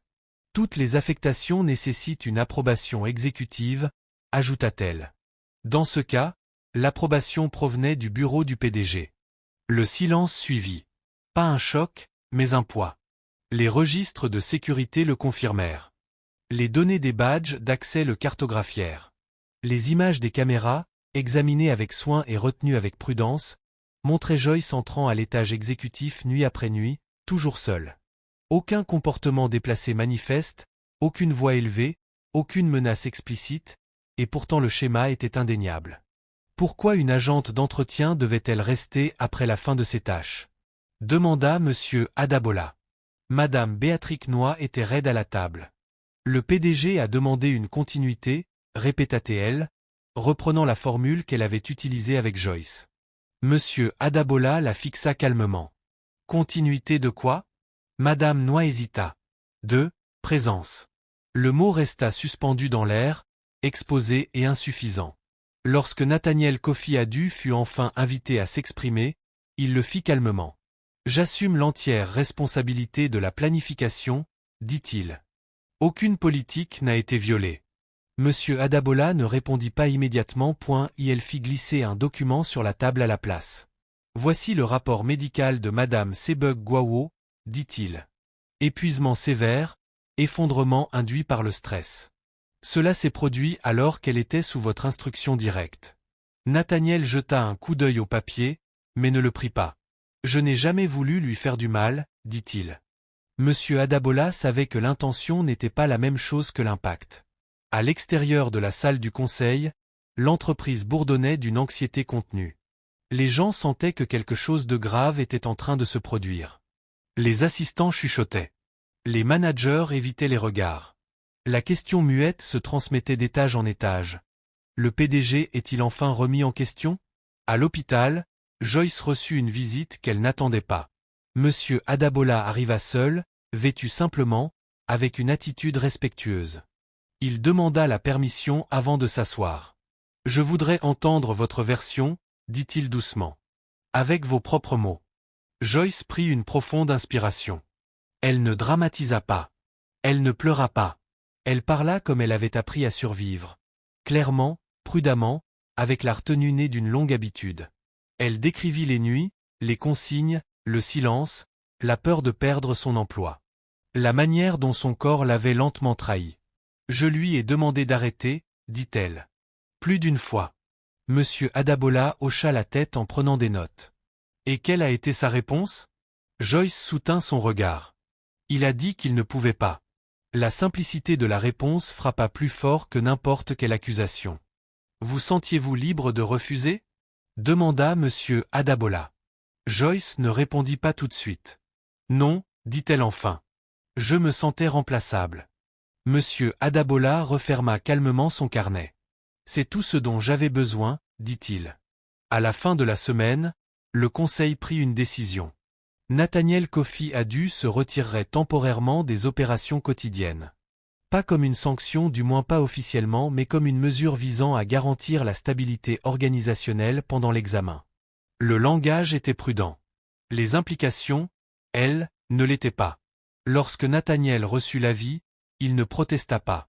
Il resta assis seul dans son bureau, les lumières vives, le silence pesant. Pour la première fois, le bâtiment lui parut étranger, non plus une extension de son contrôle, mais un lieu qu'on lui demandait de quitter. Il pensa à Joyce dans son lit d'hôpital, à sa voix calme, à la façon dont elle avait tracé une ligne sans crier. Il avait bâti des empires. Il avait déjoué des rivaux. Il avait survécu à des pertes qui auraient brisé des hommes moins forts. Et pourtant, c'était une femme de ménage, quelqu'un que le système lui avait appris à ne pas voir, qu'il avait finalement forcé à s'arrêter de fuir. Ce soir-là, pour la première fois depuis des années, Nathaniel n'alla pas au bureau. Il resta assis dans son appartement, toutes les lumières allumées, la ville vibrant en contrebas. Les souvenirs vinrent malgré tout. La peur aussi, mais il n'y avait plus personne pour la porter à sa place. À l'hôpital, Joyce sortit discrètement. Madame Béatrix Noya lui rendit visite une dernière fois, cette fois sans l'autorité dont elle s'était jusque-là entourée. « Vous serez placé en congé administratif, » dit-elle. « Avec maintien de salaire. » Joyce hocha la tête. « Merci. » Il y eut un silence gêné. « Je n'ai pas bien géré les choses, » admit Madame Noy. « J'avais peur. » Joyce l'observa un instant. « Moi aussi, » répondit-elle. « La différence, c'est que je n'avais aucun pouvoir derrière lequel me cacher. » Madame Noy détourna le regard, la honte traversant son visage. L'entreprise publia une brève note interne reconnaissant des défaillances systémiques et promettant un réexamen des protections des employés, en particulier pour le personnel de nuit et les travailleurs à bas salaire. Aucun nom ne fut mentionné, mais tout le monde comprit. Dans les jours qui suivirent, Joyce rentra chez son père, le corps encore faible, mais la colonne vertébrale nouvellement solide. Les voisins chuchotaient en la voyant pendant la journée au lieu de la voir partir avant l'aube. Certains la regardaient avec curiosité, d'autres avec un respect silencieux. Son père la surveillait attentivement pendant qu'elle se reposait. « Tu n'as pas disparu, » dit-il un après-midi. « C'est important. » Joyce esquissa un sourire. « J'ai failli, mais toi, tu ne l'as pas fait, » répondit-il. « Parce que tu as parlé. » À l'autre bout de la ville, Nathaniel rencontra le docteur Lindawe Kumalo pour la première fois depuis des années. Cette fois, il ne s'agissait pas d'une formalité. Il s'assit en face d'elle, les mains jointes, les yeux fatigués. « J'ai utilisé l'endurance de quelqu'un d'autre comme béquille, » dit-il à voix basse. « Et quand elle s'est brisée, j'ai accusé l'obscurité. » Le docteur Kumalo écouta sans jugement. « De quoi avez-vous peur maintenant » demanda-t-elle. Nathaniel expira. De devoir affronter les nuits seules. Elle hocha la tête. C'est là que la guérison commence. Chez Kofi Adu Global Holdings, l'équilibre du pouvoir avait changé. Pas dans un fracas, pas par vengeance, mais par la responsabilité. Et au centre de tout cela se tenait Joyce Sebuo, plus invisible, plus silencieuse. Son effondrement avait accompli ce que l'endurance n'avait jamais pu faire. Il avait forcé la vérité à sortir à la lumière. Joyce Sebug-Gwawo n'avait jamais imaginé parler dans une salle de conseil. Elle en avait nettoyé beaucoup, poli les tables jusqu'à ce qu'elles reflètent les visages comme des miroirs, disposé les chaises en parfaite symétrie, effacé les empreintes des mains puissantes. Mais être assise à la table, invitée et non ordonnée, lui semblait irréel.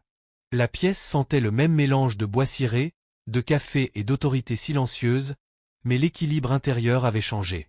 Monsieur Samuel Adabola ouvrit la séance avec un calme mesuré. « Nous sommes ici pour entendre Madame Sebug-Gwawo, dit-il. Pas pour la contredire, pas pour l'interrompre, mais pour l'écouter. » Joyce hocha la tête. Ses mains reposaient à plat sur la table. Elle avait choisi une robe simple, repassée et modeste, comme celle qu'elle portait à l'église. Elle ne voulait pas être un spectacle. Elle voulait être elle-même. En face d'elle se trouvaient des membres du conseil, des ressources humaines, des conseillers juridiques. Madame Béatrix Noy était là aussi, les yeux baissés. Une chaise vide marquait l'absence de Nathaniel Kofi-Adu. Il n'avait pas été invité. « Prenez votre temps, madame », dit doucement Adabola. Joyce s'inspira. « J'ai travaillé pour cette entreprise parce que j'avais besoin de stabilité », commença-t-elle. Ma voix était stable, même si son cœur battait à tout rompre. J'étais reconnaissante pour ce travail. J'ai suivi les instructions. Je n'ai pas posé de questions. Elle fit une pause, laissant la vérité s'installer. Quand on m'a affecté à l'étage exécutif la nuit, j'ai supposé que c'était temporaire. J'ai supposé qu'il y avait un but lié à mon travail. Il n'y en avait pas. Elle décrivit simplement les nuits, comment on lui demandait de rester, de s'asseoir, de demeurer visible. Comment il n'y avait pas de tâche, seulement une présence. Comment les heures s'étiraient et le sommeil disparaissait. Elle parla de la peur de perdre son emploi, de la maladie de son père, du calcul qu'elle faisait chaque nuit entre survie et dignité. J'ai demandé que le planning change, dit-elle. J'ai demandé à être remplacée. J'ai demandé une explication. Elle leva alors les yeux, croisant ceux qui avaient le pouvoir de décider. On m'a dit de baisser la tête. Un murmure discret parcourut la salle, vite étouffé. Je veux être clair, poursuivit Joyce. Je n'ai pas été touchée. Je n'ai pas été menacée par des mots. Mais je n'étais pas libre. Elle avala sa salive. La liberté ne se résume pas à des portes verrouillées. Elle dépend aussi de la possibilité de dire non sans conséquence. Monsieur Adabola hocha lentement la tête. Joyce parla de l'effondrement, des vertiges, du bourdonnement dans ses oreilles au moment où son corps refusa de continuer ce que sa volonté lui imposait. Elle parla de son réveil à l'hôpital, du repos dont on lui avait dit qu'elle avait besoin et qu'on ne lui avait jamais permis de prendre. Quand les gens ont demandé pourquoi c'était arrivé, dit-elle, certains se sont demandé pourquoi je n'étais pas parti plus tôt. Elle soutint de nouveau leur regard, sans faiblir. Parce que partir coûte de l'argent. Partir coûte des médicaments. Partir coûte la sécurité. Pour des gens comme moi, rester est souvent l'option la moins dangereuse, jusqu'à ce que ce ne le soit plus. Le silence emplit la salle, dense et attentif. Je ne suis pas ici pour punir qui que ce soit, dit Joyce. Je suis ici parce que ce qui m'est arrivé pourrait arriver à quelqu'un d'autre, et la prochaine fois, la personne pourrait ne pas se réveiller à l'hôpital. Monsieur Adabola joignit les mains. Merci, Madame Sebug-Gwawo. Les conseillers juridiques posèrent quelques questions de clarification. Joyce y répondit sans exagération. Les ressources humaines interrogèrent les mécanismes de signalement. Joyce expliqua comment les avertissements informels et les rapports de pouvoir rendaient toute plainte formelle impossible. Quand la séance prit fin, Joyce se leva sur des jambes encore incertaines. Elle fut escortée dans le couloir, non par précaution mais par courtoisie. Elle s'appuya contre le mur, respirant profondément. Madame Béatrix Noy s'approcha d'elle. « Je suis désolée, dit-elle à voix basse. Les mots semblaient préparés, mais le tremblement en dessous était réel. J'ai choisi la sécurité plutôt que de faire ce qui était juste. Joyce hocha la tête. Je sais. Me pardonnerez-vous? Demanda Madame Noy après une hésitation. Joyce réfléchit. Je ne suis pas prête à pardonner, dit-elle honnêtement. Mais je suis prête à avancer. C'était plus que ce que Madame Noy attendait. La réponse du conseil fut rapide. Une annonce interne à toute l'entreprise déclara des changements immédiats. Rotation obligatoire pour les affectations de nuit, interdiction de toute présence non essentielle après les heures de travail, canaux de signalement indépendants pour le personnel à bas salaire, et supervision externe des demandes exécutives affectant le bien-être des employés. Aucun nom ne fut prononcé publiquement, mais la responsabilité avait désormais une forme, et tout le monde la reconnaissait. On offrit à Joyce un choix, revenir dans un autre poste avec des horaires aménagés, ou accepter une indemnité de départ accompagnée d'un soutien pour trouver un nouvel emploi. Il n'y avait aucune pression, aucune échéance imposée. Elle demanda du temps. Ce soir-là, elle reçut un message qu'elle attendait. « Puis-je vous parler ?» Nathaniel. Joyce le lut 2 fois. Elle ne répondit pas immédiatement. Elle rentra chez elle, prépara du thé, s'assit près de son père tandis que le soleil déclinait. Il l'écouta raconter la réunion, les changements, le choix qui s'offrait à elle. « Tu as parlé, dit-il doucement, et la pièce sembla l'écouter aussi. « Je suis fatigué, admit Joyce. Il hocha la tête. Alors choisis le repos. Plus tard dans la nuit, elle répondit à Nathaniel. « Nous pouvons parler en présence d'un médiateur. » La rencontre eut lieu 2 jours plus tard, dans un bureau neutre aux parois de verre et à la lumière douce. Le docteur Lindway Khumalo était assis entre eux, posture ouverte, voix calme. Nathaniel paraissait différent, moins cuirassé, plus à découvert. « Je suis désolé, dit-il immédiatement. Pas de la façon dont on le dit quand on a peur des conséquences. Je suis désolé parce que j'ai pris ce qui ne m'appartenait pas. » Joyce écouta. Elle ne hocha pas la tête. Elle ne l'interrompit pas. « J'ai utilisé ta présence pour éviter mon propre travail, poursuivit-il. Je me suis dit que je ne te faisais pas de mal parce que je n'étais pas violent. C'était un mensonge. » Joyce sentit le poids de ses mots. « Je suis contente que tu puisses le dire, » répondit-elle. « Mais le dire n'annule pas ce qui s'est passé. »« Je sais, » dit Nathaniel. « Je ne demande pas le pardon. Je demande à rendre des comptes. » Il expliqua sa décision de se retirer complètement afin de s'engager dans un traitement sans condition et d'accepter la supervision du conseil. Il proposa une réparation, non comme une monnaie d'échange, mais comme une reconnaissance. Joyce l'observa, puis se tourna vers le docteur Khumalo. « Je ne veux pas que ma vie soit liée à sa guérison, » dit-elle. « Je veux de la distance. » Le docteur Khumalo hocha la tête. « C'est raisonnable. » La réunion se termina sans réconciliation, sans promesse de rédemption, et cela suffisait. Joyce choisit de ne pas retourner dans l'entreprise. Elle accepta l'indemnité de départ et l'accompagnement proposé, s'inscrivit à une courte formation certifiante en gestion des installations mieux rémunérée et avec des horaires stables. Les nuits lui appartenaient enfin. Lors de son dernier jour dans le centre-ville, elle passa devant l'immeuble de verre sans lever les yeux. Elle n'en avait pas besoin. Elle avait parlé. Le système avait bougé. Et même si la route devant elle restait incertaine, une chose était claire. Sa voix avait du poids et elle avait changé bien plus que sa propre vie. Nathaniel Kofiadu quitta l'immeuble sans cérémonie. Pas de mail d'adieu, pas de communiqué soigneusement rédigé au personnel, pas de photo le montrant serrant des mains au conseil. Son départ fut discret. Des cartons portés après les heures de bureau, des badges désactivés, des assistants réaffectés. Au matin, son bureau était vide, ses parois de verre reflétant une entreprise qui ne tournait plus autour de lui. Pendant des années, Nathaniel avait cru que se retirer ressemblerait à un échec. À la place, cela ressemblait à une mise à nu. Il loua un petit appartement en périphérie de la ville, loin de la ligne d'horizon qu'il avait autrefois rassuré. La première nuit, il alluma toutes les lumières et les laissa allumées. Il s'assit sur le bord du lit, chaussures encore aux pieds, écoutant les sons inconnus de la vie ordinaire. Des télévisions chez les voisins, des rires lointains, un chien qui aboyait quelque part dans la rue. Quand l'obscurité pressa au bord de sa vision, il n'appela personne. Il respira. Les séances avec le docteur Linda Khumalo commencèrent 2 fois par semaine. Il n'y avait pas de raccourcis, pas de mise en scène, pas de titres impressionnants qui comptaient dans cette pièce. Nathaniel parla d'abord avec hésitation, tournant autour de sa perte comme on tourne autour d'une blessure trop sensible pour être touché. Le docteur Khumalo posa des questions qui ne le flattaient pas. « Qu'est-ce que le contrôle t'apportait » demanda-t-elle. « Un délai, » répondit-il après un long silence. « Du temps. » « Du temps contre quoi ? » ? « Contre le souvenir. » Ils parlèrent du deuil, non comme d'un événement unique, mais comme d'un paysage qu'il avait évité de traverser. De la peur, non comme d'une faiblesse, mais comme d'une compagne ignorée qui avait guidé ses décisions. Du pouvoir, non comme d'une protection, mais comme d'un outil qu'il avait mal utilisé pour faire taire sa propre terreur. Tu n'as pas choisi d'être traumatisé, dit le docteur Kumalo un après-midi. Mais j'ai choisi comment y faire face, répondit Nathaniel en hochant la tête. Et j'ai choisi la mauvaise voie. Dans une autre partie de la ville, la vie de Joyce Sebug-Gwawo changeait de manière plus silencieuse.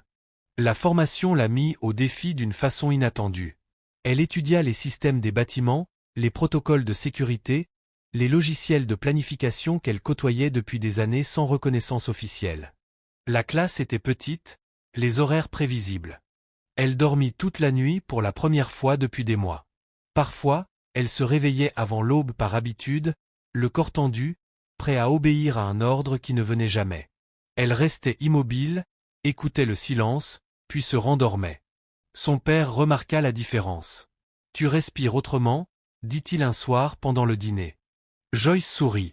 « Je crois que mon corps apprend qu'il a le droit de se reposer. » La nouvelle des changements dans l'entreprise se propagea au-delà de ses murs. D'autres sociétés prirent note. Les politiques de travail de nuit furent révisées. Les lignes de signalement anonymes renforcées.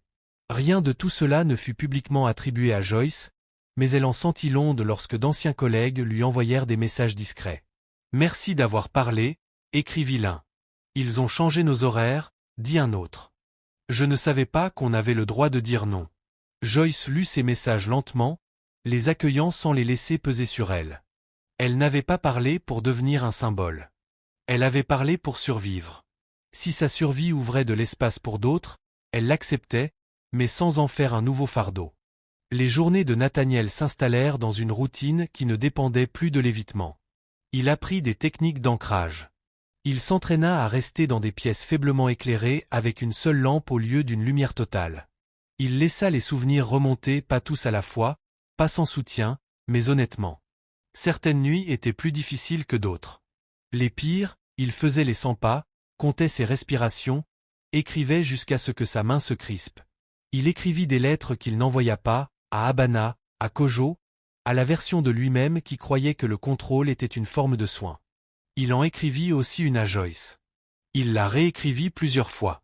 Finalement, il la garda brève. Je fais le travail que j'évitais. Je ne demande pas le pardon. Je voulais que tu saches que ta limite comptait. Il n'attendait pas de réponse. Quand Joyce reçut la lettre des semaines plus tard, elle la lut une fois et la rangea dans un tiroir. Elle ne ressentit ni colère ni soulagement. Elle ressentit quelque chose de plus discret, une forme d'achèvement. Le conseil finalisa ses décisions. La démission de Nathaniel fut acceptée. Un successeur fut nommé. Le discours public de l'entreprise parla de renouveau et de garde-fous, non de scandale. En interne, les changements tinrent.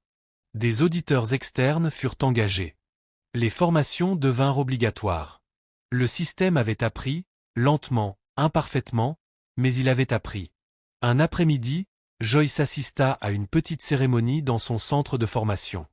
Les certificats furent remis. Des photos furent prises. Quand son nom fut appelé, elle s'avança, droite et posée.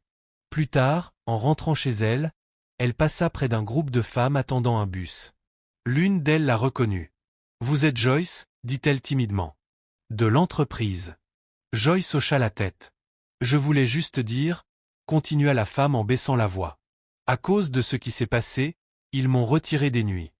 Je peux revoir mes enfants. » Joyce sentit sa poitrine se serrer. « Je suis contente » dit-elle simplement. Ce soir-là, Nathaniel était assis dans son appartement avec une seule lampe allumée. Les ombres étaient là, mais elles ne régnaient plus sur la pièce. Il ouvrit son carnet et écrivit ce que le docteur Kumalo lui demandait chaque semaine. « Que ai-je appris aujourd'hui ?» Il écrivit que la peur n'excuse pas le mal, que la responsabilité n'est pas une punition, qu'il est capable de changer s'il cesse de déléguer sa douleur aux autres. Il referma le carnet et resta assis en silence. Ailleurs, Joyce se préparait à dormir sans appréhension. Elle vérifia les portes, éteignit les lumières et s'allongea. L'obscurité vint, avec les souvenirs, mais ils ne l'emprisonnèrent pas. De manière différente, ils apprenaient tous deux la même leçon. Guérir ne signifiait pas oublier. Cela signifiait refuser de répéter le mal. Et pour la première fois depuis que leur vie s'était croisée dans cette tour de verre, Joyce Sébugu et Nathaniel Kofiadu avançaient pas ensemble, pas réconciliés, mais honnêtes. Et pour l'instant, cela suffisait. La justice n'arriva pas avec des applaudissements. Elle arriva sous forme de documents, de politiques, de réunions interminables et de décisions irréversibles une fois signées. Elle arriva sans gros titre, sans nommer Joyce Sébugu, et sans règlement de compte public qui aurait satisfait le goût du spectacle. Mais elle arriva malgré tout, solide, procédurale et durable. Chez Kofiadu Global Holdings, les changements se figèrent en pratique. Les affectations de nuit ne furent plus discrétionnaires. Toute présence après les heures de travail nécessitait une justification écrite, examinée par un comité indépendant. Des règles de présence à deux furent imposées pour les services tardifs. Les journaux de sécurité furent audités chaque semaine.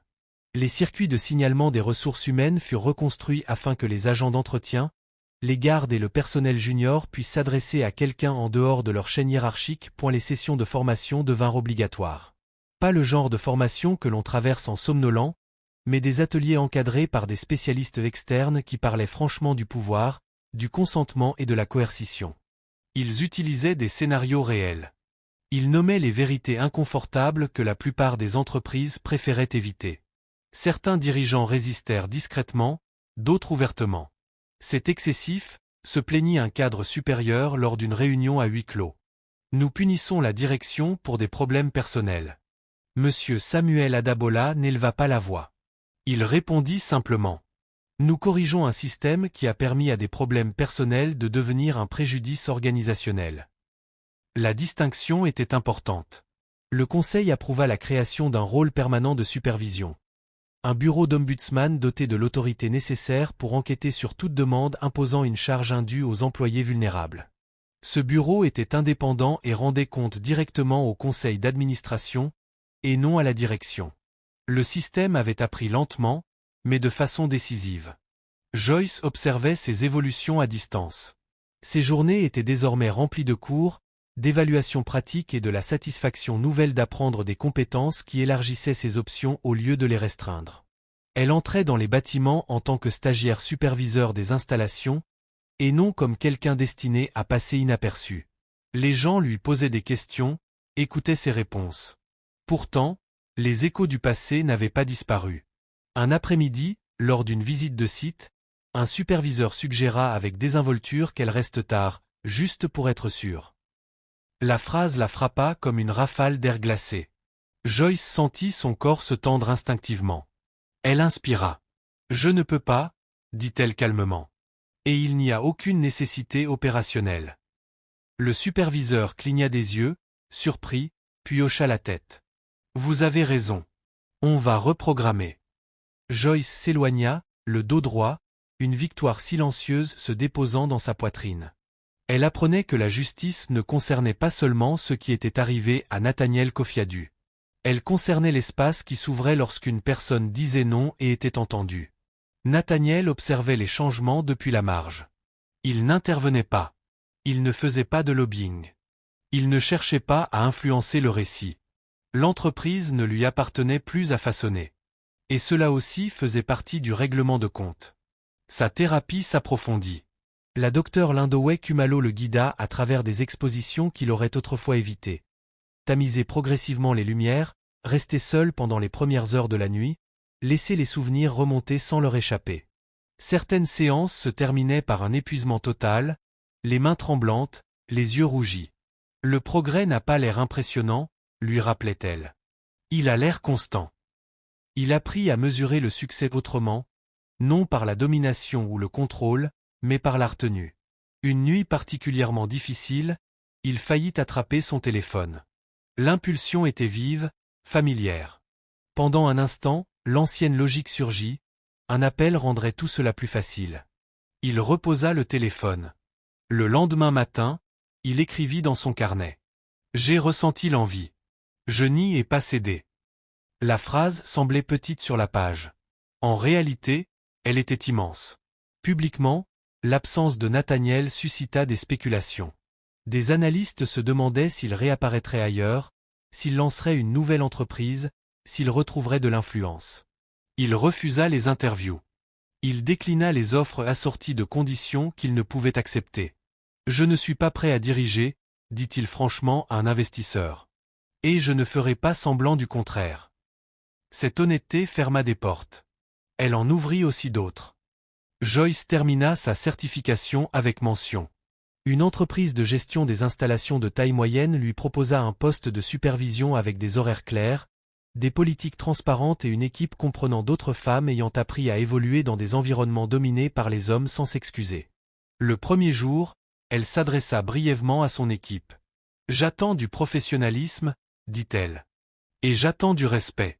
Si quelqu'un se sent en danger ou sous pression, vous venez me voir.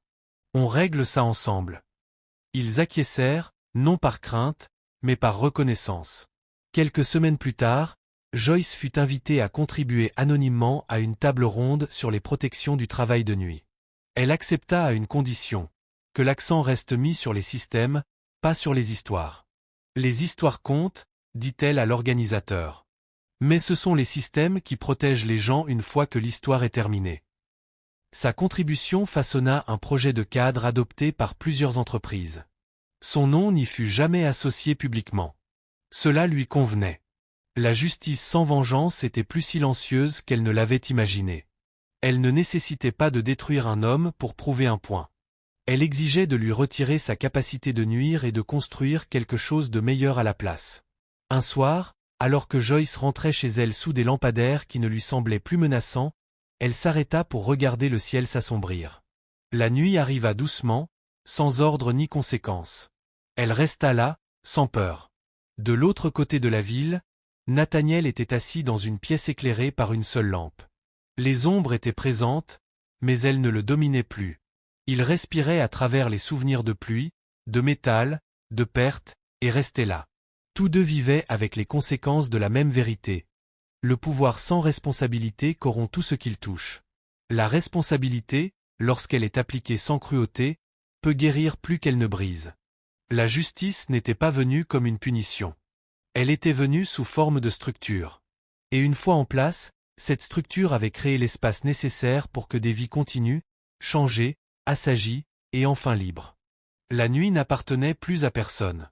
Pour Joyce Sebug-Gwawo, cette réalisation arriva discrètement, sans cérémonie, un soir ordinaire. Elle avait terminé le dîner, lavé la vaisselle et vérifié son père, déjà endormi, sa respiration lente et régulière. La maison était sombre, éclairée seulement par une petite lampe près de la fenêtre. Dehors, Kampala suivait son rythme habituel. Des motos qui passaient, des voix lointaines, le bourdonnement de la vie qui continuait. Joyce resta immobile un instant, à écouter.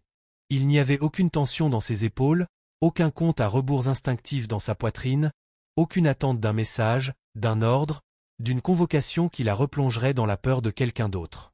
Elle éteignit la lampe et alla dans sa chambre. L'obscurité arriva et resta, et il ne se passa rien. Elle s'allongea sur son lit, les yeux ouverts au début, laissant le silence s'installer. Pendant des mois, l'obscurité avait signifié vigilance. Être vue, être requise, être piégée. À présent, ce n'était que la nuit, une frontière entre les jours, un endroit où le repos était permis. Joyce ferma les yeux et s'endormit. Dans les semaines qui suivirent, sa vie continua de s'élargir de manière discrète. Son nouveau rôle la mettait au défi sans la consumeur. Elle apprit à déléguer, à poser des limites, à exiger le respect des politiques même lorsque c'était contraignant.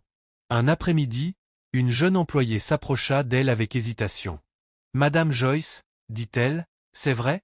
On n'est pas obligé de rester tard s'il n'y a pas de demande écrite? » « Oui, » répondit Joyce sans hésiter. « C'est vrai. » Les épaules de la jeune femme se détendirent visiblement. « Merci. » Joyce la regarda s'éloigner et ressentit une satisfaction silencieuse s'installer en elle. Ce n'était ni de la fierté ni un triomphe, mais un alignement. Elle n'était pas devenue puissante au sens habituel du monde. Elle était devenue claire, et cette clarté, elle l'apprenait, était une forme de force en soi. Les journées de Nathaniel Kofiadu suivaient désormais un autre rythme. Il se levait toujours tôt, une habitude trop profondément ancrée pour disparaître vite. Il faisait de l'exercice, préparait des repas simples, suivait sa thérapie et faisait du bénévolat 2 fois par semaine dans une petite fondation soutenant les familles touchées par des accidents de la route. Il ne parlait pas de lui-même là-bas. Il écoutait. Parfois, le chagrin surgissait sans prévenir. Certaines nuits étaient plus difficiles que d'autres, mais il ne cherchait plus à les fuir. Un soir, la docteure Linda Kumalo lui posa une question qu'elle gardait depuis un moment. « Si vous pouviez parler à Joyce maintenant, que lui diriez-vous » Nathaniel réfléchit attentivement. « Je dirais, » répondit-il lentement, « qu'elle ne m'a pas sauvé. Et qu'elle n'était pas censée le faire. » La docteure Kumalo hocha la tête. « Et qu'a-t-elle fait ?»« Elle m'a montré le coup du fait de m'éviter moi-même, dit-il, et la limite de mon sentiment de droit. » Cette réponse comptait plus qu'une excuse. Nathaniel ne cherchait pas la réconciliation. Il comprenait désormais que la clôture n'était pas quelque chose qu'il pouvait demander à quelqu'un qui l'avait blessé. La clôture était un travail qu'il devait accomplir seul. À l'anniversaire de la mort d'Abena et de Kojo, il se rendit sur la côte où ils avaient autrefois passé des vacances ensemble. Il se tint au bord de l'eau, le vent fort, l'horizon immense. Il n'essaya pas de contrôler le souvenir. Il le laissa le traverser, douloureux et intact. Il resta jusqu'au coucher du soleil. De retour à Kampala, Joyce assista à la cérémonie de remise de diplôme de sa certification, des mois après l'épreuve qui avait failli la briser. Son père était assis au premier rang, les mains serrées, la fierté brillant dans ses yeux. Lorsque son nom fut appelé, il se leva malgré l'effort que cela lui coûtait. Joyce le vit et sourit. Plus tard dans la soirée, elle prépara un petit repas pour célébrer. Ils mangèrent ensemble, rirent doucement et parlèrent de choses ordinaires. Les voisins, le temps, les projets pour l'année à venir. À un moment, son père la regarda pensivement. « Tu n'as pas laissé l'amertume s'installer en toi, » dit-il. Joyce fit une pause. « Je ne voulais pas porter plus que ce que j'avais déjà. »« Ça, » dit-il doucement, « c'est de la sagesse. » La ville continua d'avancer. Cofiadu Global Holdings s'installa dans sa nouvelle direction. Les systèmes que l'affaire de Joyce avait contribué à remodeler restèrent en place. D'autres entreprises suivirent, non par peur d'un scandale, mais par reconnaissance du fait que les anciennes méthodes avaient des coûts cachés. Aucune statue ne fut érigée. Aucun prix ne fut décerné. Mais moins de personnes restaient tares sans raison. Moins de personnes étaient contraintes à endurer en silence. Moins de nuits étaient volées.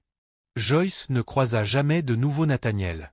Parfois, elle pensait à lui, non avec colère, non avec nostalgie, mais avec une conscience distante. Leur vie s'était croisée au moment d'une rupture, puis avait divergé. Cela suffisait. Un soir, alors que Joyce rentrait chez elle sous un ciel lourd d'étoiles, elle comprit quelque chose qui la surprit, elle n'attendait plus. Plus la justice, plus une excuse pour tout guérir, plus qu'un autre change pour qu'elle se sente entière. Elle avait construit une vie où ses limites n'étaient pas négociables, où son repos n'était pas conditionnel, où sa présence était choisie, et non exigée. Elle comprenait maintenant que c'était la forme la plus vraie de guérison. De l'autre côté de la ville, dans une pièce tranquille éclairée par une seule lampe, Nathaniel écrivit une dernière phrase dans son carnet avant de le refermer pour la nuit. « Le pouvoir ne me donne pas le droit au confort aux dépens d'autrui. Si j'ai peur, c'est ma responsabilité d'y faire face. » Il éteignit la lumière. L'obscurité arriva, et il resta. Deux vies autrefois liées par la peur et le déséquilibre avançaient désormais sur des chemins séparés, chacune transformée, responsable, libre d'une manière qu'elle ne l'avait jamais été auparavant. La justice n'avait pas crié, elle s'était installée, et dans cette installation, la guérison avait trouvé l'espace pour grandir. L'histoire de Joyce Sebug-Gwawo nous rappelle que le préjudice ne vient pas toujours avec des poings levés ou des blessures visibles. Parfois, il arrive silencieusement, enveloppé d'autorité, de routine et de silence. Il se cache derrière des phrases comme « Contente-toi de rester, c'est comme ça que ça se fait » ou « Tu n'as pas le choix ». Et pour ceux qui n'ont pas de pouvoir, le silence peut sembler plus sûr que la vérité, jusqu'à ce que le corps, l'esprit ou l'âme ne puissent plus supporter. La force de Joyce n'était pas bruyante. Elle n'a pas pris d'assaut des bureaux ni exigé vengeance. Elle a fait quelque chose de bien plus difficile. Elle a nommé ce qui se passait, même quand le système était fait pour douter d'elle. Elle nous a montré que la dignité ne consiste pas à gagner contre quelqu'un, mais à refuser de disparaître pour son confort. Son courage nous enseigne que dire non n'est pas égoïste et que poser des limites n'est pas de la cruauté. C'est de la survie. Le parcours de Nathaniel, en revanche, révèle une autre vérité. La douleur n'excuse pas le préjudice. Le traumatisme, aussi profond soit-il, ne donne à personne le droit d'utiliser une autre personne comme bouclier contre sa propre peur. La guérison ne commence que lorsque la responsabilité remplace le sentiment de droit. Pas lorsque les excuses sont perfectionnées, mais lorsque l'évitement cesse. La véritable responsabilité ne consiste pas à être détruit, mais à être transformé. Cette histoire n'est pas un conte de fées où tout se règle du jour au lendemain. Elle est plus proche de la vie réelle. La justice ne vient pas par la vengeance, mais par la structure. La guérison ne vient pas par l'oubli, mais par le choix de ne pas répéter le mal. Et l'espoir ne se trouve pas dans des victoires dramatiques, mais dans des résultats plus silencieux, des systèmes plus sûrs, des limites respectées et des protections qui appartiennent enfin à ceux qui les vivent. Si cette histoire vous a touché, prenez un moment pour réfléchir. Dans votre propre vie, où vous a-t-on demandé d'endurer quelque chose qui, peu à peu, vous coûtait vous-même? Et où le fait de parler avec soin et sincérité pourrait-il commencer à changer cela? Partagez vos réflexions dans les commentaires. Votre voix compte, et quelqu'un qui lit vos mots pourrait en avoir plus besoin que vous ne le pensez. Et si les histoires de justice, de guérison et de dignité humaine résonnent en vous, abonnez-vous à cette chaîne et restez avec nous. D'autres histoires arrivent. Des histoires qui nous rappellent que nous ne sommes pas seuls et que le changement, même silencieux, est toujours possible.